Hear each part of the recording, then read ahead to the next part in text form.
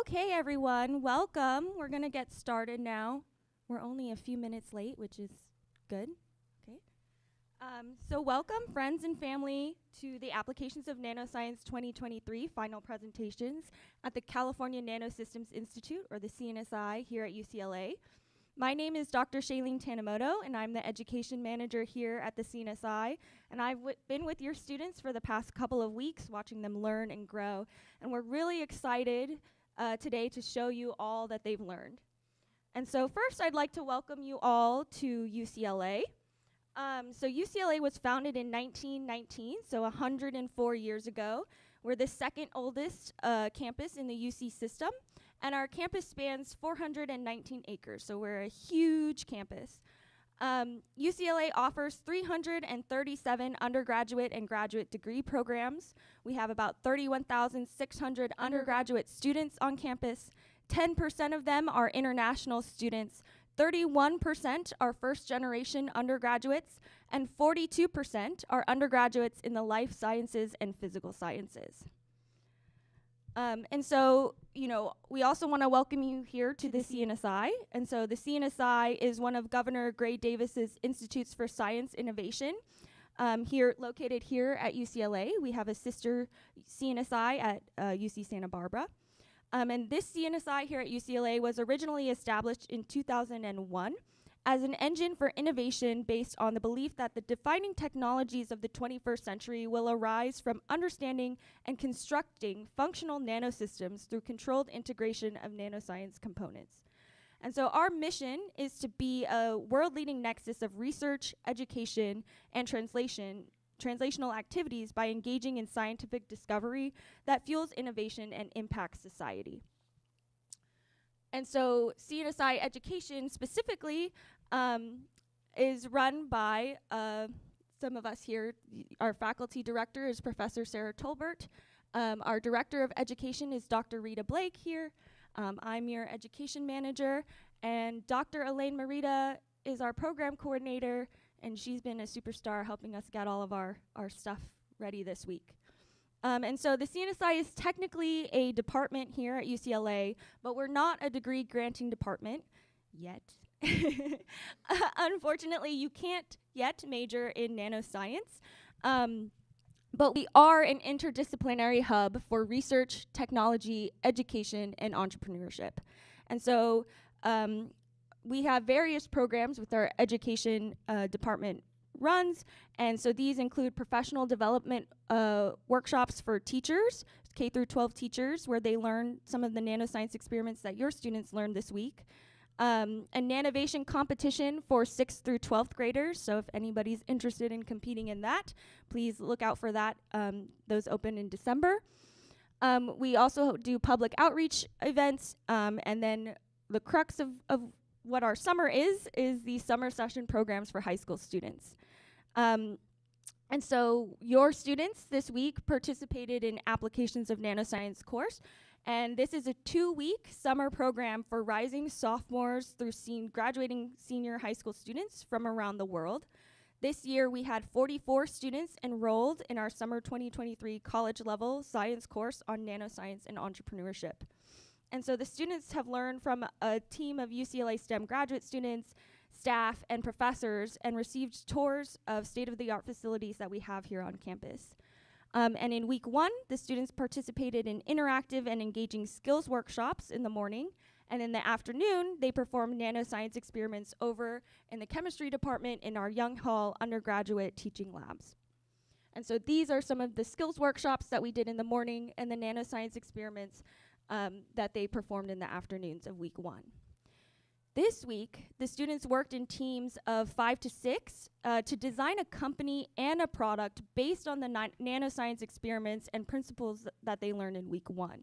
And by Monday afternoon, the students had an initial pitch for a product and outlined how they would prototype their product with a proof of concept experiment.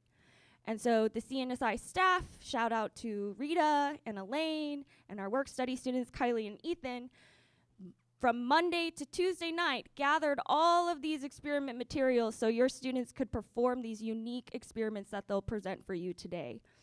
And they also were able to work under the guidance of our graduate student instructors to design and perform these nanoscience experiments for their product. And they worked as a team to prepare written business plans and a business pitch, which are these final presentations that you will see today.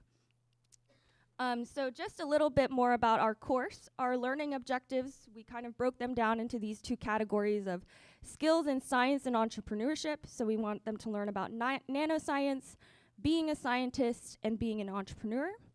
But we also want to teach them these skills in life. So really important to us is a growth mindset and the belief a person has that they can learn more or be good at anything if they work hard and persevere. And if you hear from your students, they definitely had to work hard and persevere this last week to put together these projects for you today. And so before we begin the presentations, I'd like to give a lot of thank yous to a lot of the amazing people that helped to make this happen.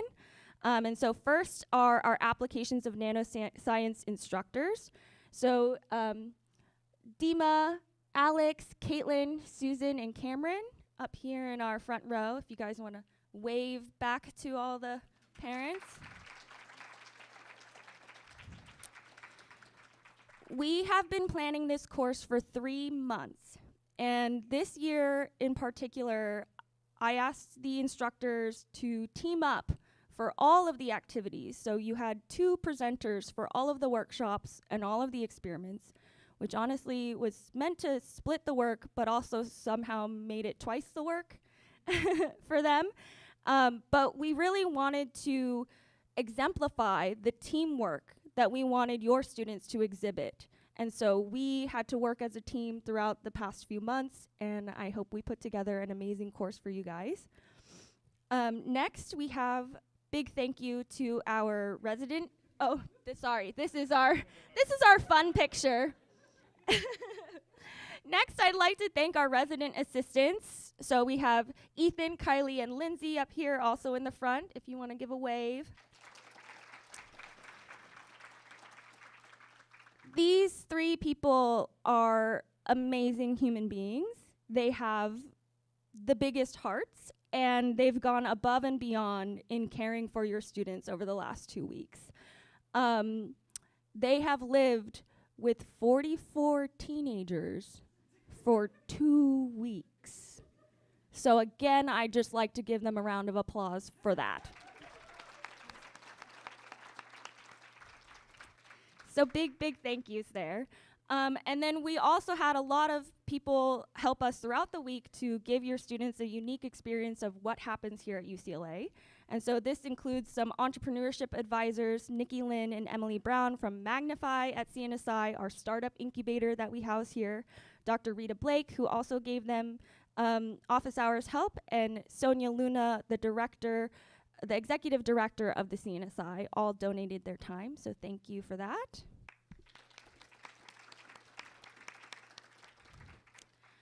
And then also we have our technology center staff who gave the students tours of these amazing facilities that we house here at the CNSI. So we have the advanced light microscopy and spectroscopy lab, so they got to see really cool light microscopes, fluorescent microscopes. They also were able to tour the EICN, which is where we house our electron microscopes. They were given a tour of our nano-pico characterization labs, which are scanning probe microscopes. And they also got a tour of the clean room where we do fabrication of a lot of nano machines. So thank you to all of these technology staff members who gave tours, made them accessible to the students, and then stuck around to answer lots of the questions that the students had. So thank you.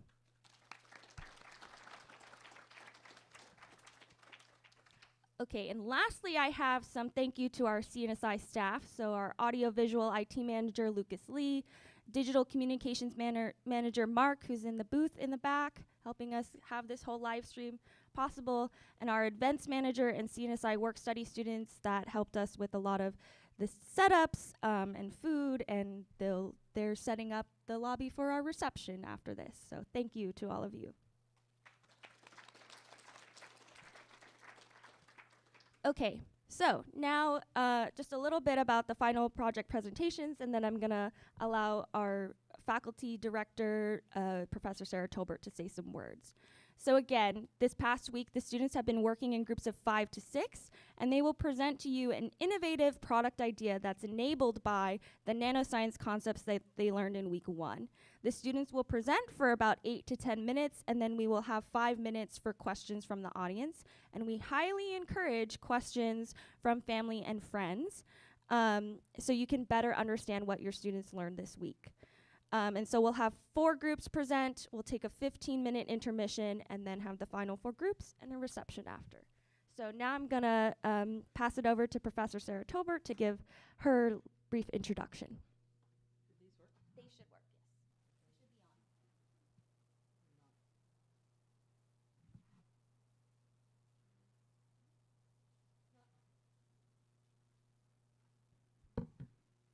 I'm going to take it out here because I don't like standing over mic. Okay, so it is an honor to get to talk to you today.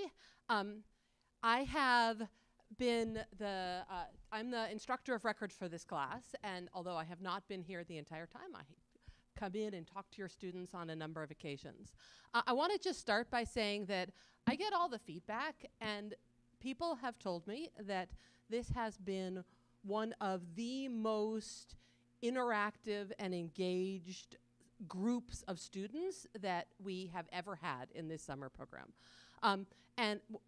The interesting thing about these summer programs, and may I just say that I have my very own high school students, so I understand this dynamic, is that a group gets a personality, and then that personality influences everybody else's interaction in the group.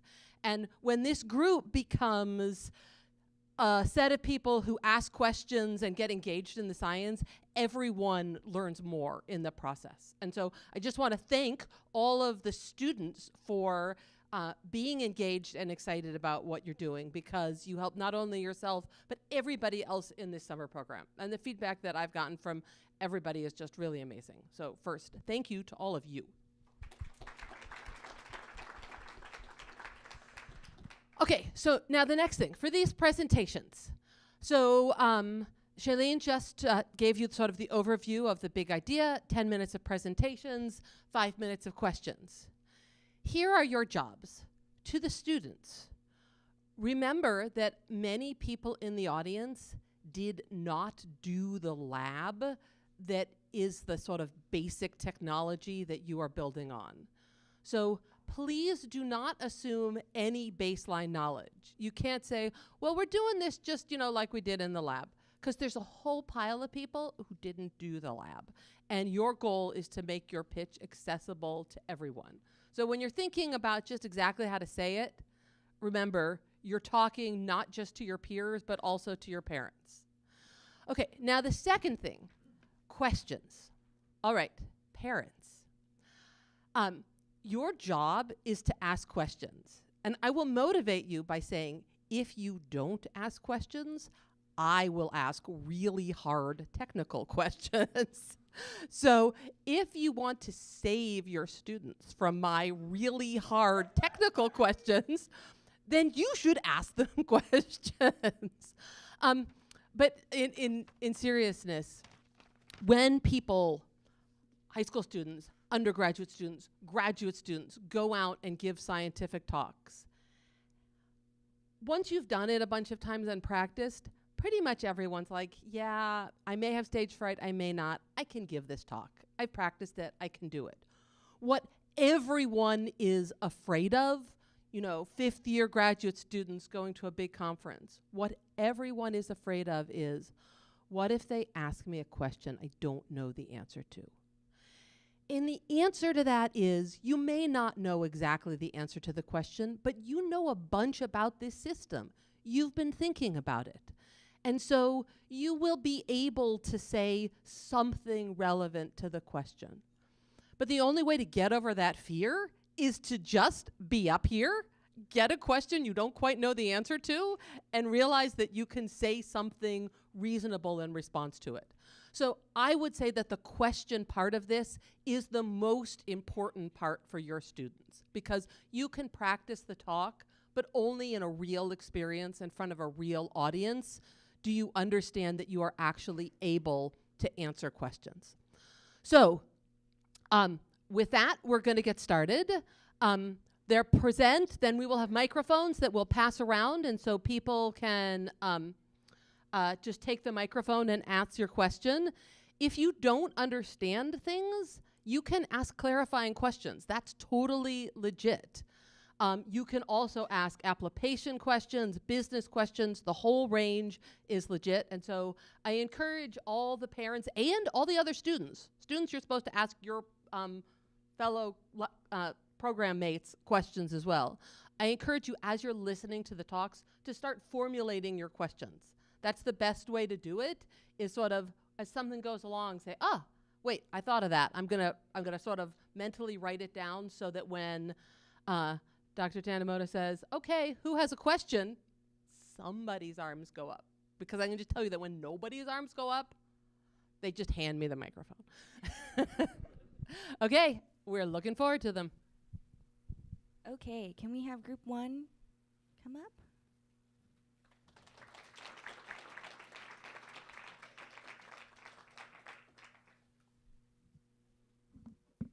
These should be working now. Testing this one too. Okay, perfect.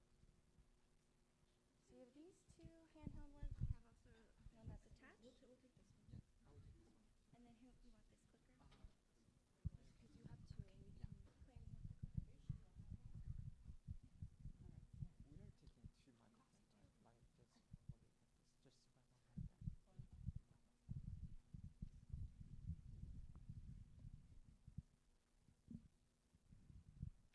Hi everyone, my name is Janice. This is Eric. This is Katie. That's Claire, and that's Yahweh. We are Argenti. So, anyone here sat on a leather couch before? Anyone? Okay, that's a good majority. I definitely have. My family owns a leather couch, so I really know what's up. So, what does Argenti and leather couches have to do anything with each other? We are a company that creates leather conditioning creams that not only conditions your leather, but also creates an antibacterial coating on them. But before that, so what's the problem with leather couches? First of all, I don't know if you know, but they're super duper dirty. During the natural tanning processes of leather, there's natural bacteria that goes on them, but also when in contact with, human oils, sweat, humidity, they can grow bacteria and fungi like this, which is super disgusting. And bacteria such as Bacillus cereus can cause skin infections, which may be damaging to your toddlers and sensitive skinned people like myself. Secondly, they're super expensive to take care of. On average, 30% of leather couches should be regularly cleaned, and one session of leather couch cleaning can cost anywhere from $200 to $500. That's a lot. Considering that you need to be doing them regularly, it can cost really a lot. Okay, you might be wondering, why can't we just, use alcohol, water to just clean your leather? Unfortunately, you really can't. This is a little experiment to show you guys the damage of water and alcohol on your leather. You can clearly tell that when the water and alcohol comes in contact with your leather, it draws out the natural oils of it and creates discoloration, brittleness, and damages your leather, which you do not want on your expensive leather couches. But why us? Why buy our product? Firstly, you'll be saving yourself a lot of money. You won't be needing dropping like hundreds of dollars just to clean your couches. Just buy our product and you'll be able to do it yourself. Second, will increase the lifespan of your leather couches. On average, people use their leather couches about 5 years, but with proper conditioning and care, you'll be able to use them for more than 10 years. With our antibacterial coating, you'll be able to get rid of those bacteria and also get the most out of your expensive leather couches. Okay, so here is our product, and here also the picture is the sample from our laboratory. So our products, leather conditioners, contains the silver nanoparticle, can easily apply using a cloth. Not just protect the leather, but it also can clean and prevent bacteria growth on the leather. And we can pass around with the product.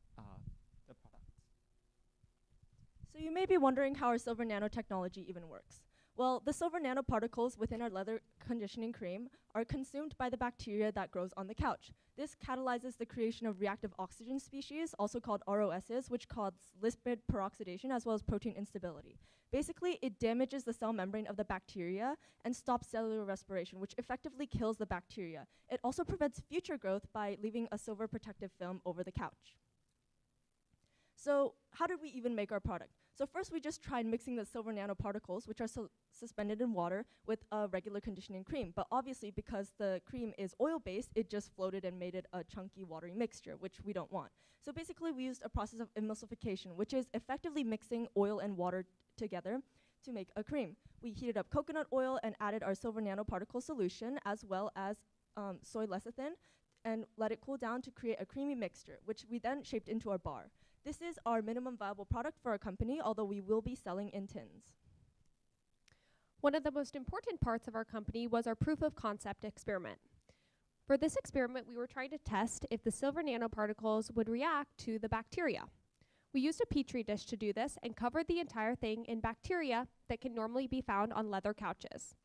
We split the petri dish up into 3 sections, one with only the bacteria, one with a small piece of paper that included the silver nanoparticle solution that we made on top, and another with the cream, or the minimal viable product that Claire talked about earlier. 24 hours later, we were able to observe the results of how the bacteria worked with these 3 different materials. Obviously, for the control with only bacteria covered the entire surface. However, this was untrue for the other 2 sections. The nanoparticle solution, with the small white piece of paper, there was a small circle around this. This proves that the silver nanoparticle solution was able to kill the bacteria. This was also true for the silver nanoparticles in the cream that is shown to the left. Overall, we can improve our product also by adding a higher concentration of the silver nanoparticles in the cream. So you may be wondering, will the silver in the cream damage my leather? Well, I can assure you that it won't. As Janice mentioned earlier, water and alcohol that our competitors commonly use damages the leather and causes discoloration.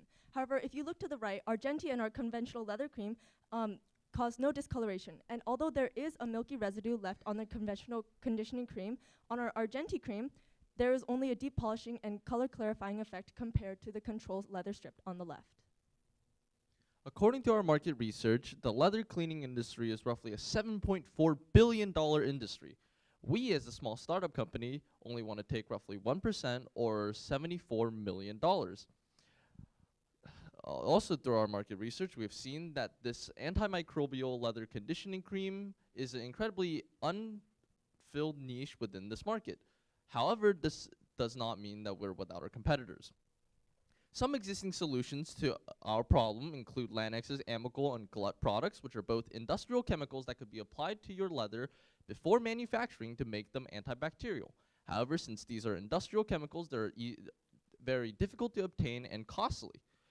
Additionally, many families use Clorox to clean their furniture. However, due to the interaction between alcohol and leather, Clorox is unfortunately not a solution in this situation. Finally, there is also regular leather conditioning creams that do also help protect your leather. However, they do not have the same antimicrobial properties as our Argenti cream. Finally, we plan on expanding our product in 3 major ways.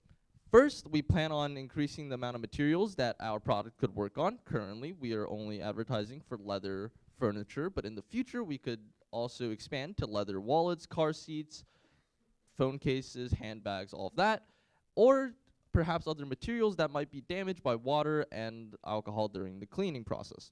Second, we plan on increasing our methods of delivery. Currently, we only have Argenti in the form of a cream that is currently being passed around. In the future, we also want to make our product a spray or wipe. Finally, we plan on partnering with larger furniture companies and other companies that sell leather products, so perhaps our product could be sold alongside theirs. Okay, so here is our timelines of our company for the future 3 years. For the first year, we are mainly focused on the online markets. We will do advertisements, and we will hire influencers to spread out our information about our company and our products.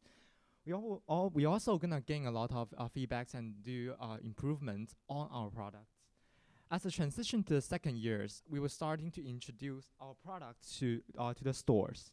So in the second year, we will expand our product in the retail store and also our market with furniture. In the third years, we're gonna start in the partnership with brands. So as people buying the products from the brands, they also know more information about our companies and our products. So Here's the financial plans. This financial plan is based on the calculations from our financial model. So for the first year, the cost of our companies is about 1.4 million. These numbers including the patents in the United States, international markets, the payment for the workers, purchase of raw materials, and the rental place. We assume our target will make about 1.2 million. And in the second years, as the cost increased to $1.7 million, we assume our target will be 1.6 million. In the third years, is the years we starting to make profits. The cost will be about 2.5 million, and we will make about 2.9 million. So for the total cost for 3 years will be about 5.6 million, and for the total revenue, will be 5.7 million. So we are confident to say it's really worth to invest our company and our products, as we have a very mature technology and laboratory. We have a lot of potential improvement, and finally, we have amazing team. This is Argenti. Thank you for listening.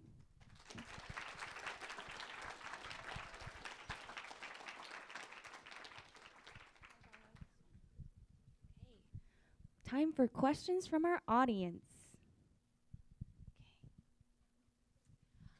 Really great presentation and really nice validation experiments as well. I liked how clearly visual it was. My question for you is, were you able to do any sort of calculation on what the cost of goods sold for your product would be? And then what would you actually charge for your product? How would you go about determining that? Okay, so we actually do have the calculations of for the financial model. So here is the detail of our financial model for the first 3 years. So pretty much here is all the details of the charge, and also we will set our price to about 15 to 20 bucks for the starting price. Yeah, so our basic unit cost of production would be about 6 cents, I believe, compared to the 8 cents of our competitors per milliliter. Charging $20 and 6 cents. Jeez. Other questions, please. I really enjoyed that. Closer? Oh, there you go. Okay. So I previously to this presentation had only heard of silver being used in a substance called Silvadene, which is an antibacterial cream that you use to treat burns and such. Did you guys learn about any other uses for your particular compound? Yeah. So the use of the silver is widely used in not just like the cleaning products, but also in the medical field. So there's already have a product such as the silver glove, and also like silver handles to prevent like the bacteria growth. So our products use the silver nanoparticle, which is small, in a very small size, can be consumed by the bacteria we want to kill. So yeah. Can I ask one more? Thank you. And I love the idea of treating leather in terms of, I think, car seats, you said. Would it make sense in the future when you were expanding your product to test it under other environmental conditions like heat or sun? Would that potentially influence the effectiveness?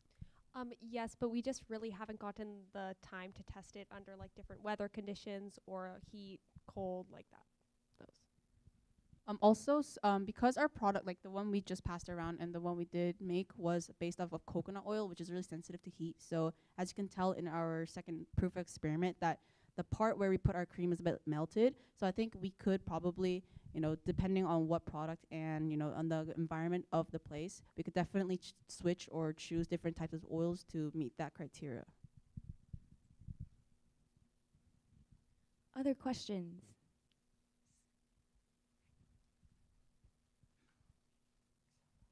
Hi. Hi. Yeah. Oh, given what you just explained, so the sample that you passed around, I just want an idea, like how much is needed to use on one, like a typical leather couch?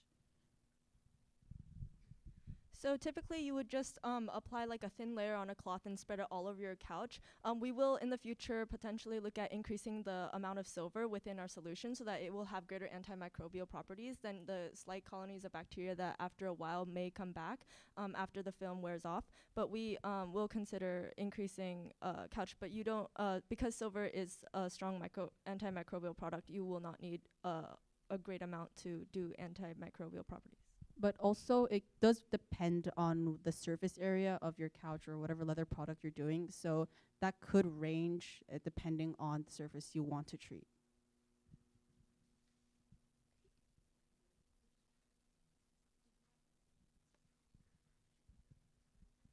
I was just wondering, how did you guys come up with the name for your product? Because it's a really interesting name.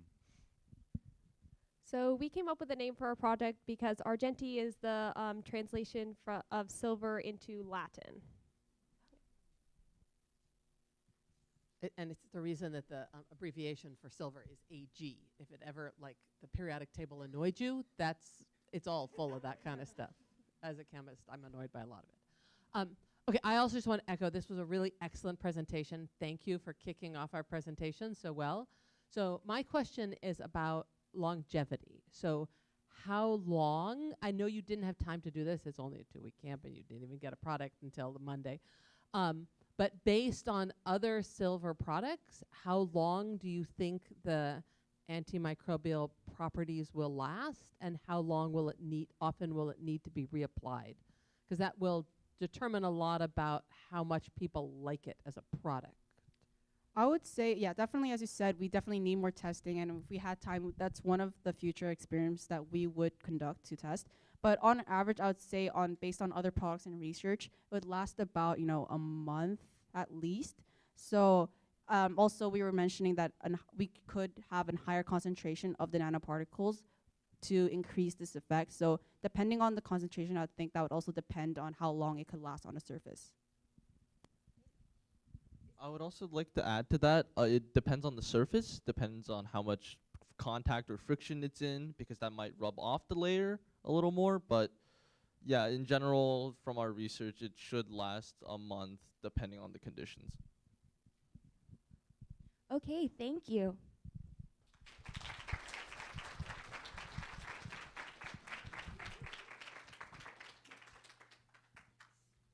Okay, group 2, please.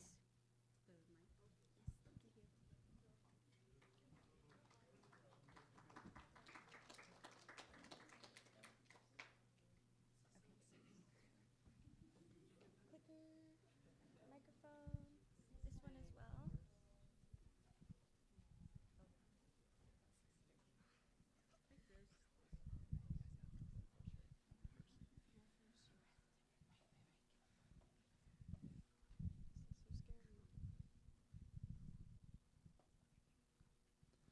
Hi, I'm Ethan, and we're Gelfico.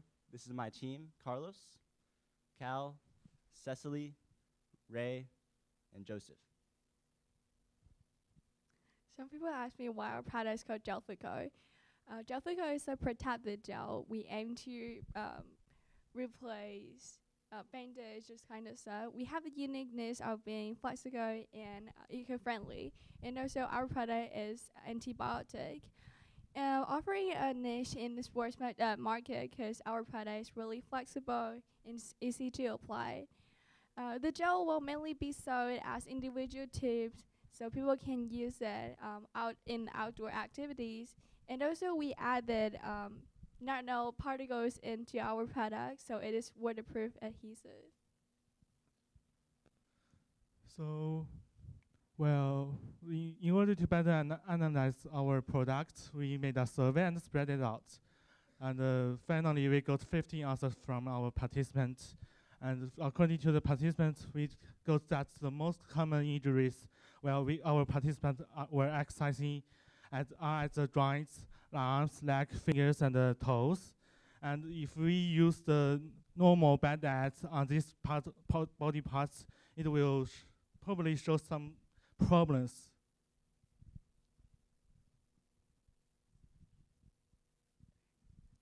Okay, you see, some problems about normal Band-Aid make it not easy to use but easy to get infection. Firstly, normal Band-Aid is always falls off when you move around, but our product is made of gel, which means it's flexible and it sticks to your body whenever you move around. And also, normal Band-Aid is not oxygen permeable, but we use PDMS, which is oxygen permeable due to its molecular structure.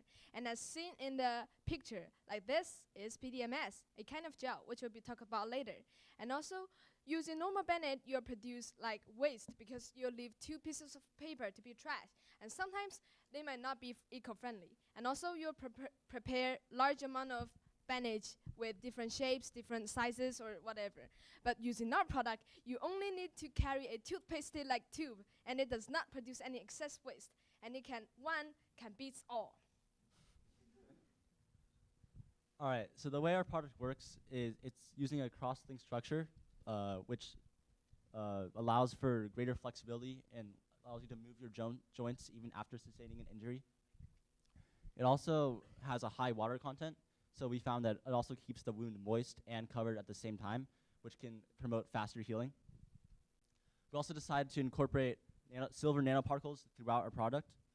And these silver nanoparticles can kill bacteria by entering the cell's membrane and destroying it, which can prove effective at keeping bacteria out of the area of the wound. All right, so our awesome proof of concept experiment. Our goal of our proof of concept experiment is to see how effective our silver nanoparticle and also our silver nanoparticle plus neosporin solution is at killing bacteria. So we have 3 tests, 1 control, 1 with silver nanoparticles, and 1 with neosporin and silver nanoparticles. These were our results, and we found that a lot of bacteria grew on the control one. As you can see, those little white dots are all the bacteria colonies that are festering in the little control section. In the silver nanoparticle one, you can tell that there's slightly less, but we're thinking of upping the concentration of silver nanoparticles in order for it to be more effective. However, in the last one, where we added the neosporin, you can see that there's very, very few little specks of bacteria. So in our future experiments, as well as in our final product, we hope to increase the concentration of our silver nanoparticles, as well as experiment with different types of antibiotics to see which ones are most effective so we can get even better results than we have here. So why we use hydrogel to be the main component of our product? After reading a couple of papers about it, we finally decided it to be the main component. And our company is trying to generate a new type of hydrogel composite by combining PDMS and alginate-based hydrogel. As for alginate-based hydrogel, which is the one we synthesized in our experiment, it's derived from seaweed, so it's very cheap to get. And also, it is highly biocompatible. It means it does not harm your body. And also, it can form gel when it gets contacts with your wound. And as for PDMS, it's kind of gel, like seen in the picture.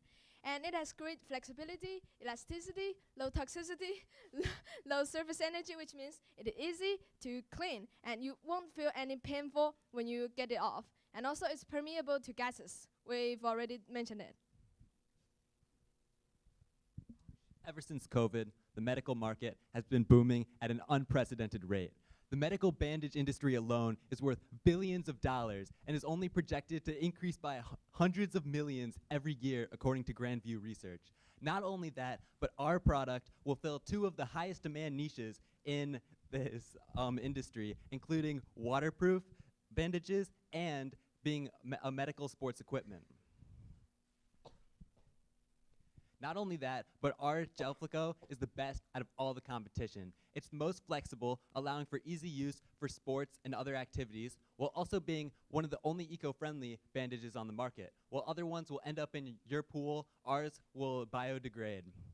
Our water resistance is also one of our great features, and it's antibacterial due to silver nanoparticles and the antibiotics, and allergy-friendly without the different allergens that other Band-Aids have. Our timeline is the first year we're going to start our project, and we are going to obtain our intellectual property and start production and get our patents. But the estimated revenue is pretty low for the first year at about $150,000. But second year, we're going to increase advertising and hit in the sports market by sponsoring athletes and leagues and are expected a great estimated revenue of $1 million. And then third year, we're going to continue our staff expansion, continue our production expansion, and continue our advertisement expansion, and reach our record estimated revenue of $2 million. In total, our total revenue for the first 3 years is estimated to be $3.2 million, overriding our total cost of $2.5 million. So we expect to be profitable within 3 years. And for more information on cost, you can check the link in the description. So the images shown on slide are our trademark logo and our patent. It's like the same of the product, and we aim to get international product like patent to be well spread around the world. Also, we add some PDMS to our product to make sure it is eco-friendly and degradable. So we are Gelfico, and it only costs $9.99 for Gelfico. So if you want, go ahead to buy it.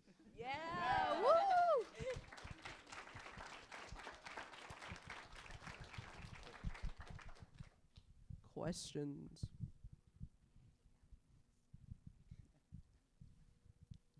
Okay, I'm going to start with Dr. Rita Blake. Thank you. Also a great presentation. My question is about your intellectual property strategy. So you mentioned that you wanted to patent your technology. I'm curious if you thought about what specific claims or things about your technology you would patent.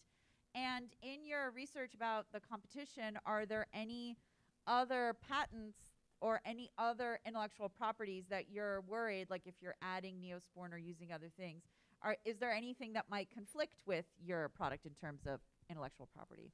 For the Neosporin part, we were just adding that to see if other antibiotics could work. So in the future, we were thinking of just adding different sort of antibiotics, probably not Neosporin because they're partnered with Band-Aid.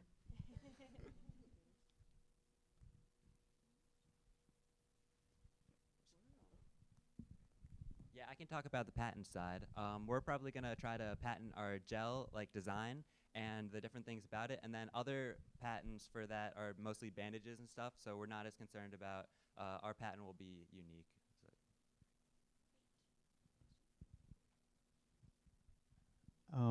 So based on my research as a parent, a Band-Aid lasts 6.2 hours usually on the skin.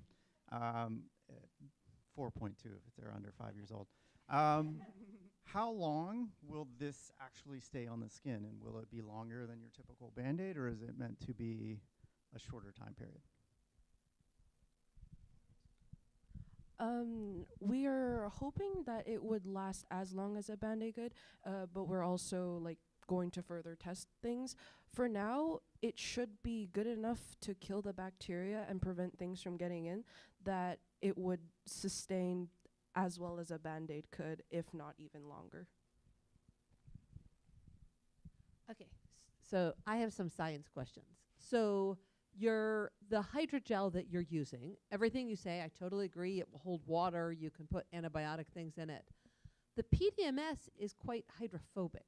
That is, it doesn't really like water. And so what I don't understand is but it has great mechanical properties. So I don't quite understand the structure of your composite and how you're putting them together. So could you talk a little bit more about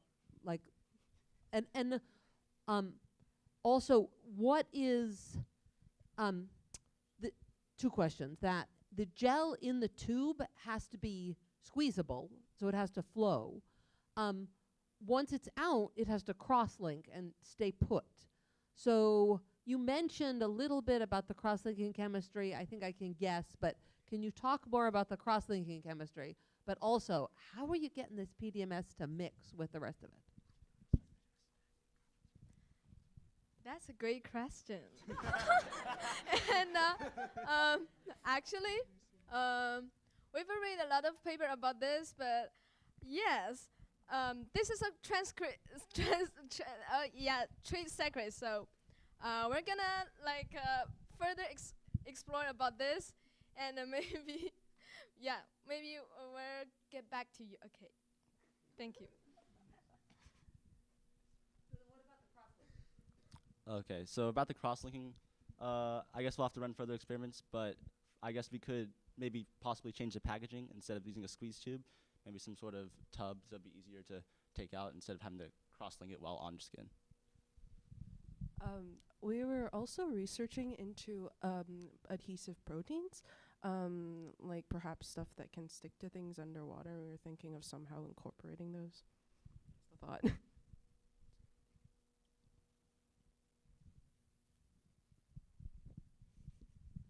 Hi, this was a really great presentation. I really love the packaging. It's really cute to me. But I was wondering, like, for example, if I cut my finger and I put this over it instead of a Band-Aid, and then, I don't know, I went to wash my hands, would it come off, or, like, how would I know it would stay?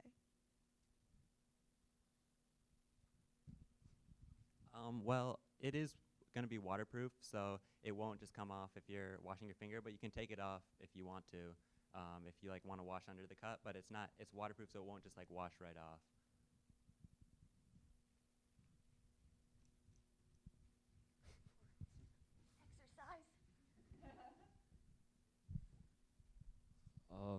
I have some concerns about like the health problems of like the silver nanoparticles or the antibiotics, because will the silver nanoparticles get into your bloodstream and cause some damage?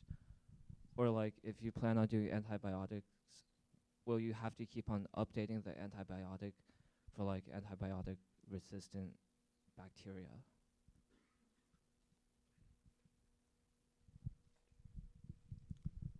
Well, as of now, about the antibiotic resistance, we haven't really found many bacteria that are resistant to silver nanoparticles, so maybe it's possible that they could build resistance over time, so we would have to, that's why we're incorporating a mix of antibiotics, multiple types. And also about the silver nanoparticles, that they're mostly not harmful for like research studies for like the human body for most parts of it. So, very quick question is it really easy to rip the gel off from the cuts? Our product is designed to be really flexible when you move around, so it shouldn't be easy to take off or when you're exercising, because our main consumers are meant to be sport athletes, so we want you to have a lot of movement ability when you're walking around or whatever. So that means the gel is pretty hard to take it off. So when you take it off, it's already on the cuts, right? It really hurts. Wait, I don't really understand the question. When you want to take it off? Is that what you mean? Because attach on the cuts, right? It's not meant to be like when you don't want it to come off, because when you're walking around, you're not actually taking it off. But when you take it off with more force, then it should come off. Oh, is he saying it would hurt? I think.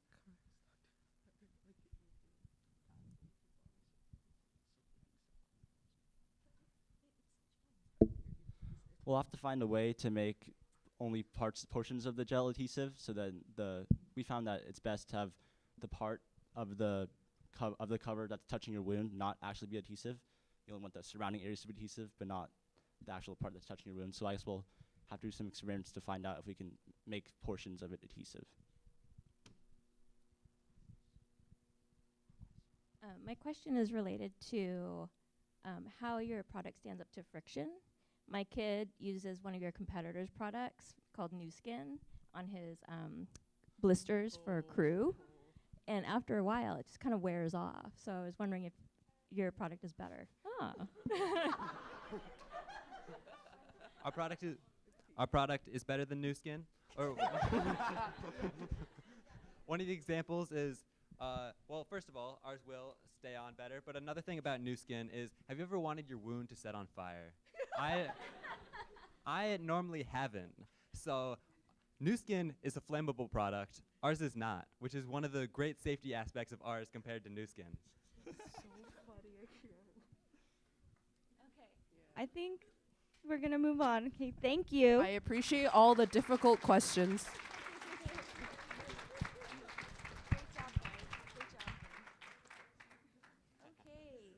Group 3.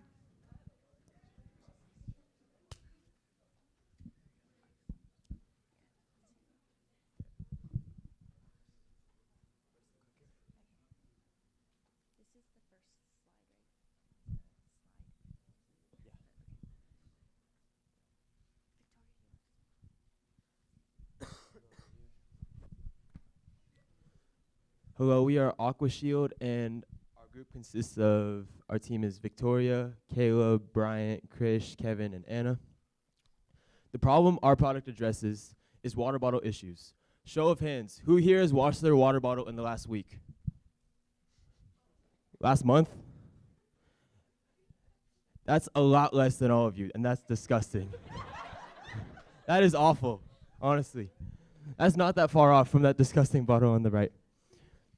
Due to bacteria growth in water bottles have an instantly noticeable awful odor, and ingesting this bacteria can lead to vomiting, nausea, and diarrhea.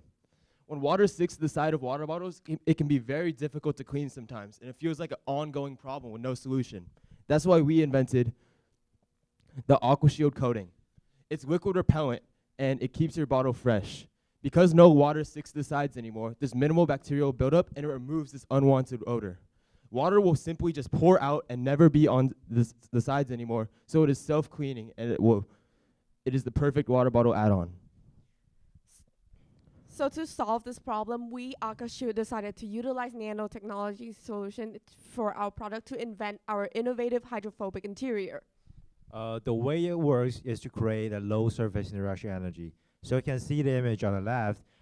It forms a droplet on the surface, and we call this surface hydrophobic. It means it repels any kinds of liquids. As a result, there's no bonds will form, and no liquid will stick. As we wanted to find the best material for our interior coating, we tested 3 experiments to validate our research. So first of all, we tested the different sizes of sandpapers to test for our nano surface to find which one is more fine and create more of a nano size surface. We also tested out the liquid repellent strength of our surface by testing our surface with drinks that we commonly drink, like Coke, orange juice, and water. And finally, we also test for bacterial resistance by trying out silver nitrate to test out its ability to kill bacteria, to see whether we should implement this chemical within our surface. Our findings show that sanded Teflon is the most hydrophobic surface out of copper and stainless steel, and showed the highest resistance to all the liquids we tested. Below we have a table which records the contact angle for the liquids we used, and basically contact angle is a good way to measure how hydrophobic a liquid is. And on the image on the right shows like the testing of our product, and we can see how the liquid droplet maintains its shape. We also found out a lot about our bacterial resistance test. So basically, we conducted an experiment where we applied a layer of bacteria. You can see there from that picture where there's a milky layer on top of the agar plate. So we added a silver nitrate solution on top of our 2 glucose piece of papers. And from the agar plate, you can see how within the close proximity of the 2 dots, there's a little rim showing how the silver nitrate is able to kill the bacteria surrounding it. Therefore, we were able to conclude that we will include this silver nitrate within our surface. The way to make our product is first melting the Teflon, and then applying the liquid Teflon to the side of the bottle. And after it becomes a solid, we use a nanoscale of the sandpaper to sand the Teflon in order to make it hydrophobic, even super hydrophobic. And then we pour the silver nitrate into the bottle in order to make our product has an antimicrobial properties. And this is how we product made. So Aquafield aims to tap into 2 promising markets, which is hydrophobic surface coating technology and reusable water bottle. Initially, we will focus on the hydrophobic coating to reusable water bottle, but we envision future application in food packaging, like coating on the kitchenware, lab equipment, medical instrument, and technological good. To ensure we offer a superior product, we have researched 2 competitive coating companies. First one is Liquid Guild. It is liquid repellent nano coating company in food packaging and medical sector. And P2I is being well known in liquid repellent nano coating within the electronic industry. Unlike our competitor, our coating prevents bacteria growth. making it suitable for various applications, including lab equipment and medical instrument requiring strict sterilization protocols, and it gives superior choice for maintaining food quality and safety for food packaging. So this comparison clearly demonstrates the foremost feature of our product over competitors. In terms of our competitive edge, so our product boasts significant strengths due to its hydrophobic interior coating, ensuring that your bottle will be hygienic and safe for use.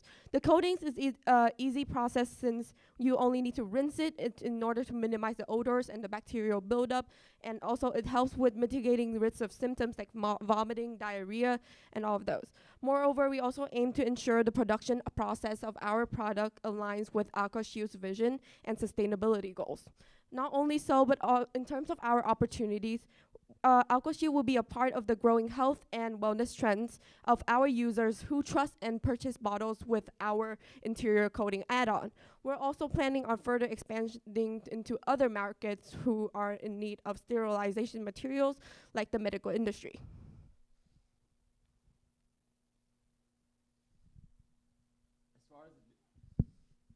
As far as the business plan goes, the AquaShield plan comes down to 3 simple points. Product perfection. We're going to work to make our product as effective as possible. Then company connection, where we're going to show our product directly to the manufacturers of water bottle companies instead of the consumers. And then hopefully that leads to an awesome acquisition where we all cash out. For intellectual property, we plan to trademark the name AquaShield so it is individual to specifically our company. And we will use trade secrets for our products if we have to, we will buy the patent, such as if an investor or company asks us.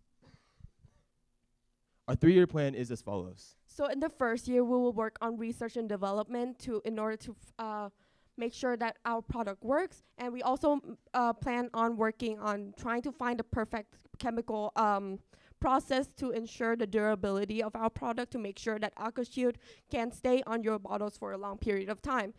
So the final goal for our first year is to finally create a prototype in order to move on to the second year, where we will hire CEOs and CFO who have experience in the field so that they can reach out to other large manufacturing firms and get us a good business deal. So in the third year, our final goal is to finally get acquired by a large firm and also to do further research and development to further advance our technology and also expand to other markets. In the scenario where we are not acquired, AquaShield will work with other firms in terms of partnerships with companies like Hydroflask or Swells.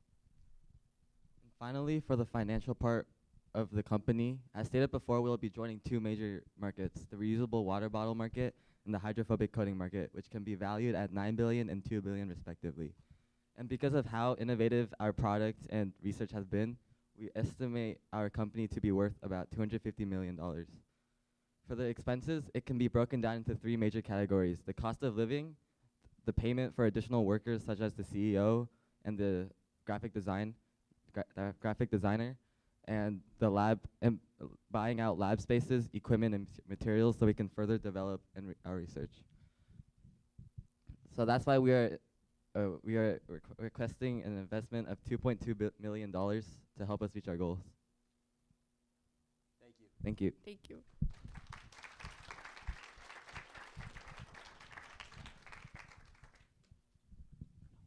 Questions from the audience, please.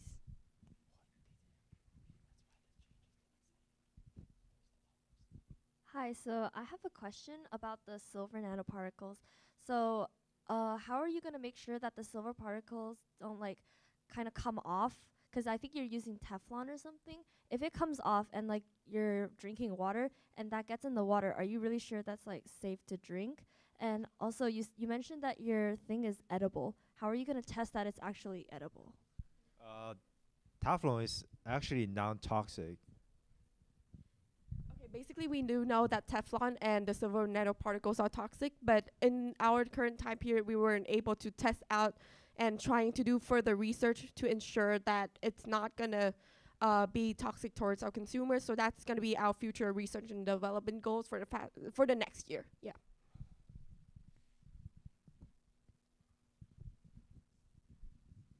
Okay, so first of all, I really enjoy your guys' presentation template. It's really nice to look at with the entire theme of AquaShield. But I have a little question about the trade secret part of if you guys plan on keeping it a trade secret, as you know, this is being broadcasted on YouTube and in front of a live audience. We assume everyone has signed an NDA. If you haven't, then please be nice. All right. Thank you. Talk to me after then. I want to sign this paper. Hi, thank you so much for the nice presentation. If this product is available, I would like to buy. So I have one practical question. Can I use detergent to wash this water bottle? I mean, you said it just rinse the water, but I wonder detergent is resistant. In theory, we have not had the time to research it yet, but by rinsing it with water, everything on the edges should just come off because it's so liquid resistant and hydrophobic. You mentioned a $2.2 million investment. What percentage of the company are you planning to give up for that investment? In other words, what do you expect for your pre-money valuation and your post-money? Whatever the investors would negotiate with us.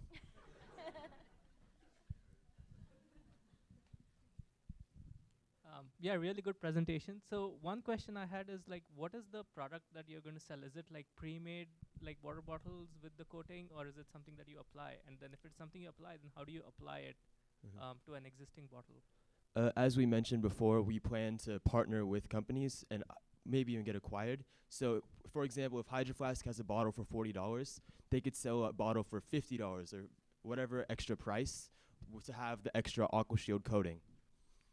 So we are not selling directly to the consumers. We would be selling to the companies. So then the distribution paths and all that stuff is already handled for us. I actually have a follow-up question about the manufacturing process. So I think you were mentioning that you're applying it to a bottle that is already formed as a coating. If that's the case, you also mentioned that part of it was sanding the Teflon, but I'm guessing that that might actually be a challenge due to the sort of constricting nature of the shape of a water bottle. So have you thought about ways to get around that? And are there other methods that you could use to actually get this nanostructuring onto the Teflon? We're going to research on the experiment after that. And also we'll use like a high temperature to melt it and put it into the mold. So actually it can like to fit it. So basically we're going to put it under high heat so that it deforms into the, like it coats the inside of the bottle exactly by melting the Teflon inside of the bottle. Yeah. Okay. Also, wait, I'm still answering. Sorry. Also, with if we are to partner with a company, we'll be able to create molds that fit specifically to that company's bottles. So then it will be exactly to scale for the different bottles. Okay, yeah, this just relates to what you just said. Do you guys know the melting point of Teflon? It's very high. 700. Yeah, it's really, really hot. And so most Teflon is not melt deposited. And oh wait, sorry. Do you know the temperature where it starts to like degrade in air? We will research it. It's really close. So it's really hard to melt process Teflon. So overall, it's a great idea, but I think you might have to actually deposit it in a different way because its whole reason for existence is to be a very high temperature polymer.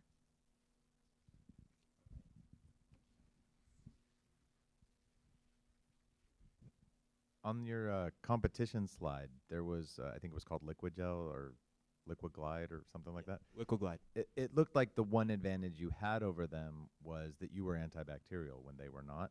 What would stop an incumbent company like that from seeing any success or traction by your company and just rapidly making antibacterial an additional feature of their product? That's why we plan to hold trade secrets. We don't. If we get a patent, then it's out there. People are going to see it, right? So through trade secrets, it'll just be behind the scenes. And once we partner with a big company, then no one's going to take over Hydro Flask, right? Yeti might be able to make something similar, but we're going to have a successful business if we go straight to the companies. Just as a random aside, don't ever put anything other than water in your water bottle or it will be totally gross. Yeah, originally we were thinking test just the water, but then we're like, there's some gross people out there. Okay, thank you so much.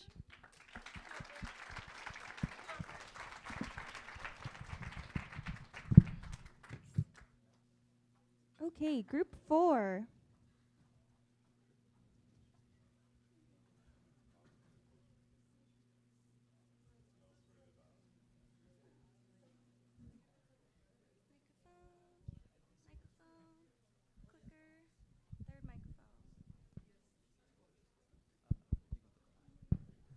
Testing. Ooh. All right, hello everybody. Thank you for coming. We are Stop Straw. My name is Yoser Wang. I'm Kyle Thompson. I'm Ethan Yeh. I'm Maddie. I'm Campbell. I'm Emma.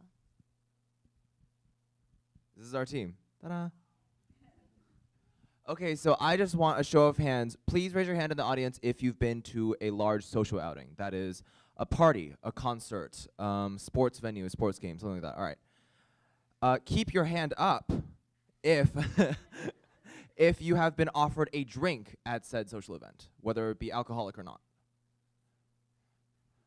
How many of you have had that drink or know of people who have had their drinks spiked? Okay, well, let's talk about it. Yeah, so as you guys know, drink spiking is really common, unfortunately. And to spike a drink, it means to like put a drug or like some sort of unknown substance into someone's drink without like their consent or their knowledge. So according to our stats, 25% of women are date raped in their lifetime. And 37% of those people had their drink spiked multiple times. 91% of date rape victims are women. And then 21% cases of spiking end in some sort of sexual assault. So what is the Stop Straw? Our product is a reusable filtration straw that is designed to remove common spiking drugs from drinks. So how does it work?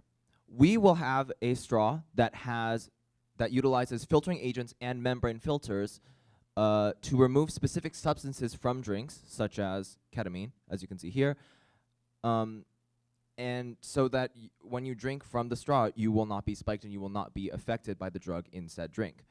In the lab, we did actually test this with one filtering agent called activated carbon, and you will see soon it worked. Great, so here's our design at a glance. You can see towards the bottom of the straw, we have several membrane filters, as well as reservoirs between our membrane filters that house our filtration agents. And this wavy structure actually has a pretty significant purpose. It allows for greater length and diameter of our membrane filters, which allows for greater filter longevity, effectiveness, and less required drinking pressure, which keeps the Stop Straw effective as a straw. Here are our mock drugs that we used for our proof of concept experiment. Tyrosine and tryptophan both have benzene groups, which makes them similar in structure to common spiking drugs. And this allowed for us to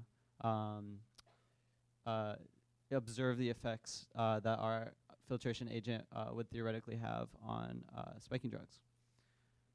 Here is our, we actually used UV vis absorbance data to measure the amount of drug nanoparticles in our mock solutions. And we were able to observe that at our 274 nanometer wavelength, the water and tyrosine before filtering had a absorbance of about 0.198, which decreased to about 0.155 absorbance following filtration, which suggests that the activated carbon was able to react with our tyrosine and filter it out of the solution, leading to less light refracted and a lower absorption. Here is another experiment we did, this time with ethanol, to simulate alcoholic drinks. And we also observed a similar trend with our absorbance and tyrosine following filtration. We later did the exact same thing with tryptophan, which is a another protein that does have that ring.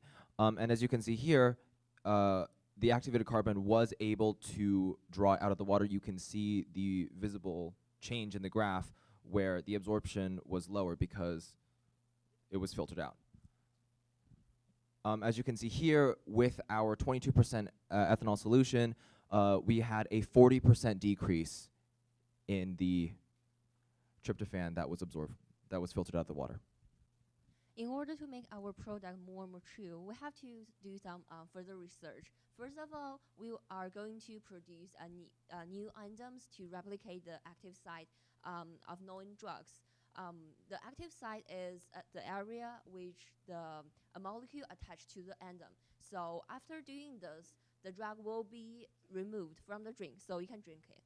And another thing is we will also watch for new drugs appear in the market, which may bypass our current filter. And once we notice them, we will improve our product, which is the stop straw, and to guarantee it is up to date. So by being able to engineer our own proteins that attach to our to whatever drug molecules are put into a solution, we can accurately filter out only the specific drugs that are put into a spiked drink rather than other organic molecules that may be present in whatever drink. So for our business plan, initially we want to sell to venues to build brand recognition and credibility, as well as gaining the consumer's trust. And we're going to start this with our market research by sending our product to bars and receiving their feedback. But then we would like to transition into selling directly to the consumer. And for our funding, we would love to be sponsored by universities or different laboratories who are interested in this type of technology. And we would also love a government grant, which would be the small business grant created by the SBA. Okay, so our product is very unique. However, there are some other competitions in this market. But what really makes our product completely different from our competitors is that we have continuous prevention, which means if a drug was entered into a drink, we would be able to stop it all night, compared to Sip Safe and Nightcap, which would not be able to prevent your drink all night. And it's not reusable like our product is. Neither do the other products protect against drug ingestion, and that really is what sets us apart. So how would we market the Stop Straw? We're going to target younger women as our consumers because unfortunately they are the most common victims. However, in the future, we would like to have a campaign targeted at men because these things do happen to them too. We want to collaborate with bars, clubs, and other venues and utilize social media to reach our consumers, as well as hosting campaign events. There are some future plans for us to market our Stop Straw. First of all, we intend to derive an international patent for our design and the new enzymes, which is the filtering agent. And this will allow us to sell the Stop Straw worldwide. And certainly, we will increase the amount of production per year. Our current plan is to produce 16,000 of Stop Straw in the first year and 30,000 in the second year and 50,000 in the third year. Meanwhile, our company scale will also surge as the production rises, and we will have more employees like CEO, COO, etc. And in addition, as I said before, we will focus on the new filtering agent and watch for the new drugs in the market for our future research. And we may also build our own factory for the production of the Stop Straw. And last, we will willing to expand the straw function, which will be talked more in the next slides, and offer customizable services for diverse needs from diverse customers. Yeah, so what's next of Stop Straw? We are trying to make the Stop Straw more appealing to customers, so we're going to be providing customizable designs, and we're going to be making product expansions, expanding into the foreign markets.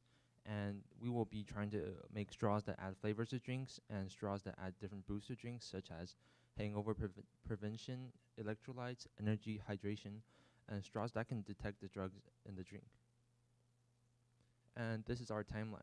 Our total cost over the 3 years will be 1.6 million, and we're not expecting to make any profit in the first 3 years, as we are focusing on the science in the first 2 years, and we're not hiring a CEO and a COO before the third year. And after we have our science settled down, we will be planning to make more units in the future, so we can gain our cost back.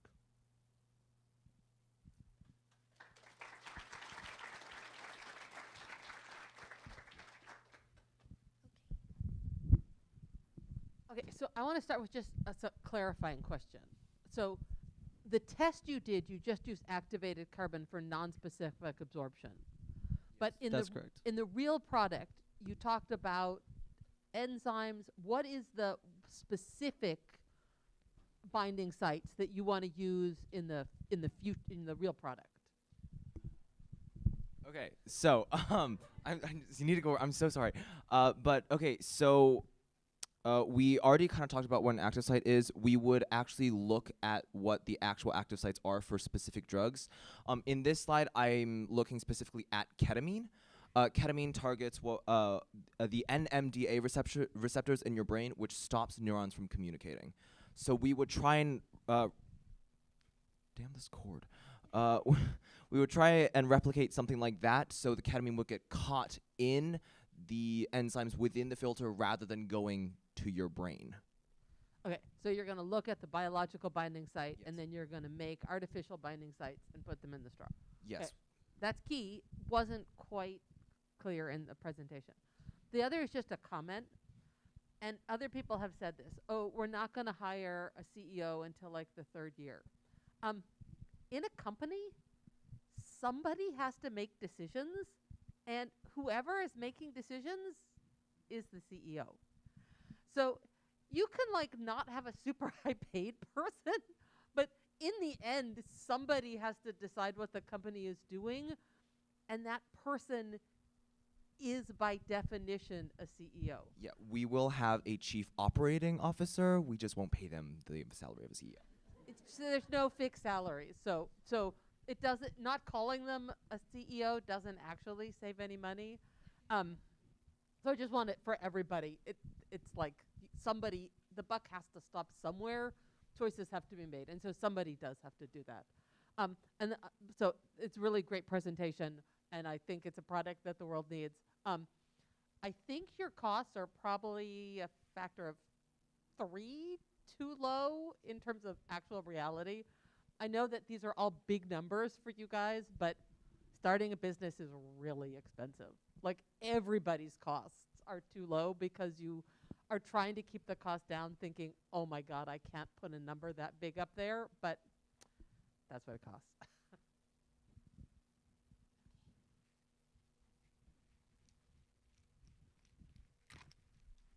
Go.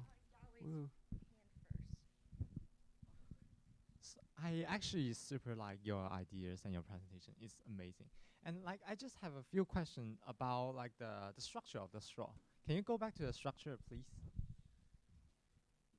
No, never mind. Oh yeah, that one. Yeah, thank you. So do you remember in our experiment, we are pressing so hard for the liquid to go through the membrane. So there are 3 membranes here, 3 filters. So if you want to let the liquid go through it, it's really hard to suck the liquid from the water bottle, right? Yeah. So it is true that the smaller you make your membrane filter, the more difficult it is to pull that water and whatever stuff is in that water through that filter. We hope to have this kind of wavy structure to increase the amount of pores that we're actually able to have in our membrane filter, which will hopefully allow for more water to pass through and require less drinking pressure to pull that solution through. Okay, Also, hold on, if I can, the stuff that we used in the lab was activated carbon. We don't exactly plan on using that in our final product. That's the one that we use because we had access to it, right? But also, if we're the reason why I got caught is because the activated carbon was filtering stuff. We're hoping that your drinks are not spiked and will go straight through the filter. Okay, so the reality is there are a lot of like ice in the drink, and also maybe like a fruit, like a juice. There are a lot of like small thing. It can literally stuck the filter fully, like just that. The straw just that. Like if there's like a small piece of ice, and you using the straw, and how you gonna deal with the problem? Well, our straw is aimed for like alcoholic drinks. I don't know if there's a lot of like ice cubes in alcohol. I don't drink, but I'm assuming there's no alcohol. There's no ice cubes in alcohol.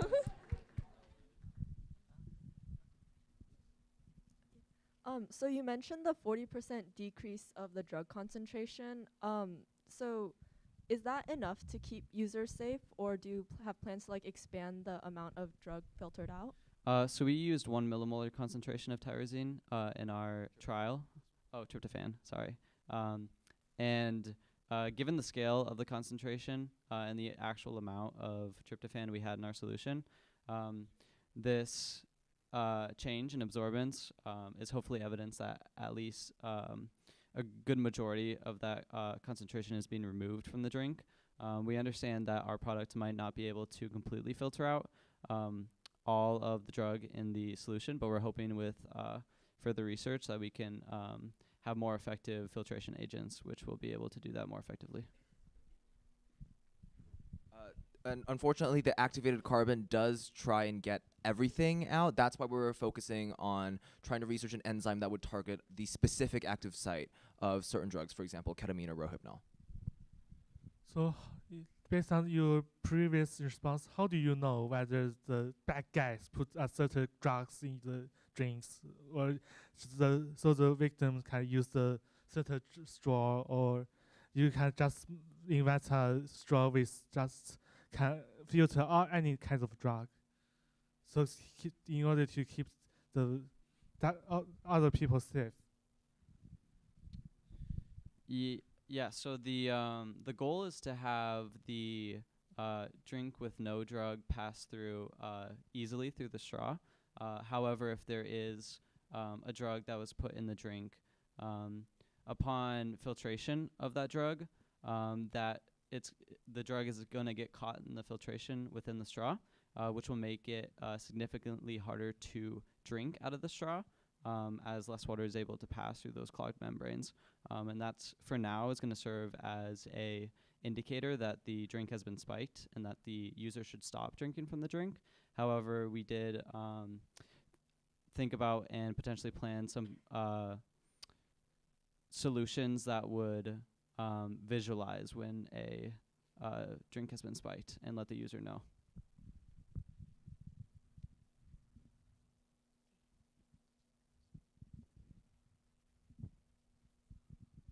Hi, I was gonna ask a question, but I think Yahweh already covered it or something. But I was just wondering what the lifespan or the durability of the product would be, because I'm really hoping and praying that I don't get spiked twice. But like, how do I know if I do get spiked, and would that membrane, would that decrease the membrane's effectiveness for future uses, or is this like a one-time purchase situation? Okay, so that is a very, very good question. We have discussed this a lot as a group. The filter part is supposed to be unscrewable, so you can change it. We will sell them in packs of 3. Just little economics, but but our biggest thing is that we have not made the enzyme. We don't know how effective it is. We don't actually know how many uses you can get out of it. It's also incredibly dangerous to say, oh, you can use it 100% foolproof after 20 uses. I don't know how often you're going to go out and drink things, okay? I don't know how many people want to spike your drinks, okay? Let's hope 0. But in the case of something, we will hopefully have some type of indicator in the future, but right now we just don't know. Okay. I think we're going to stop there. Oh, was there one more question? Oh.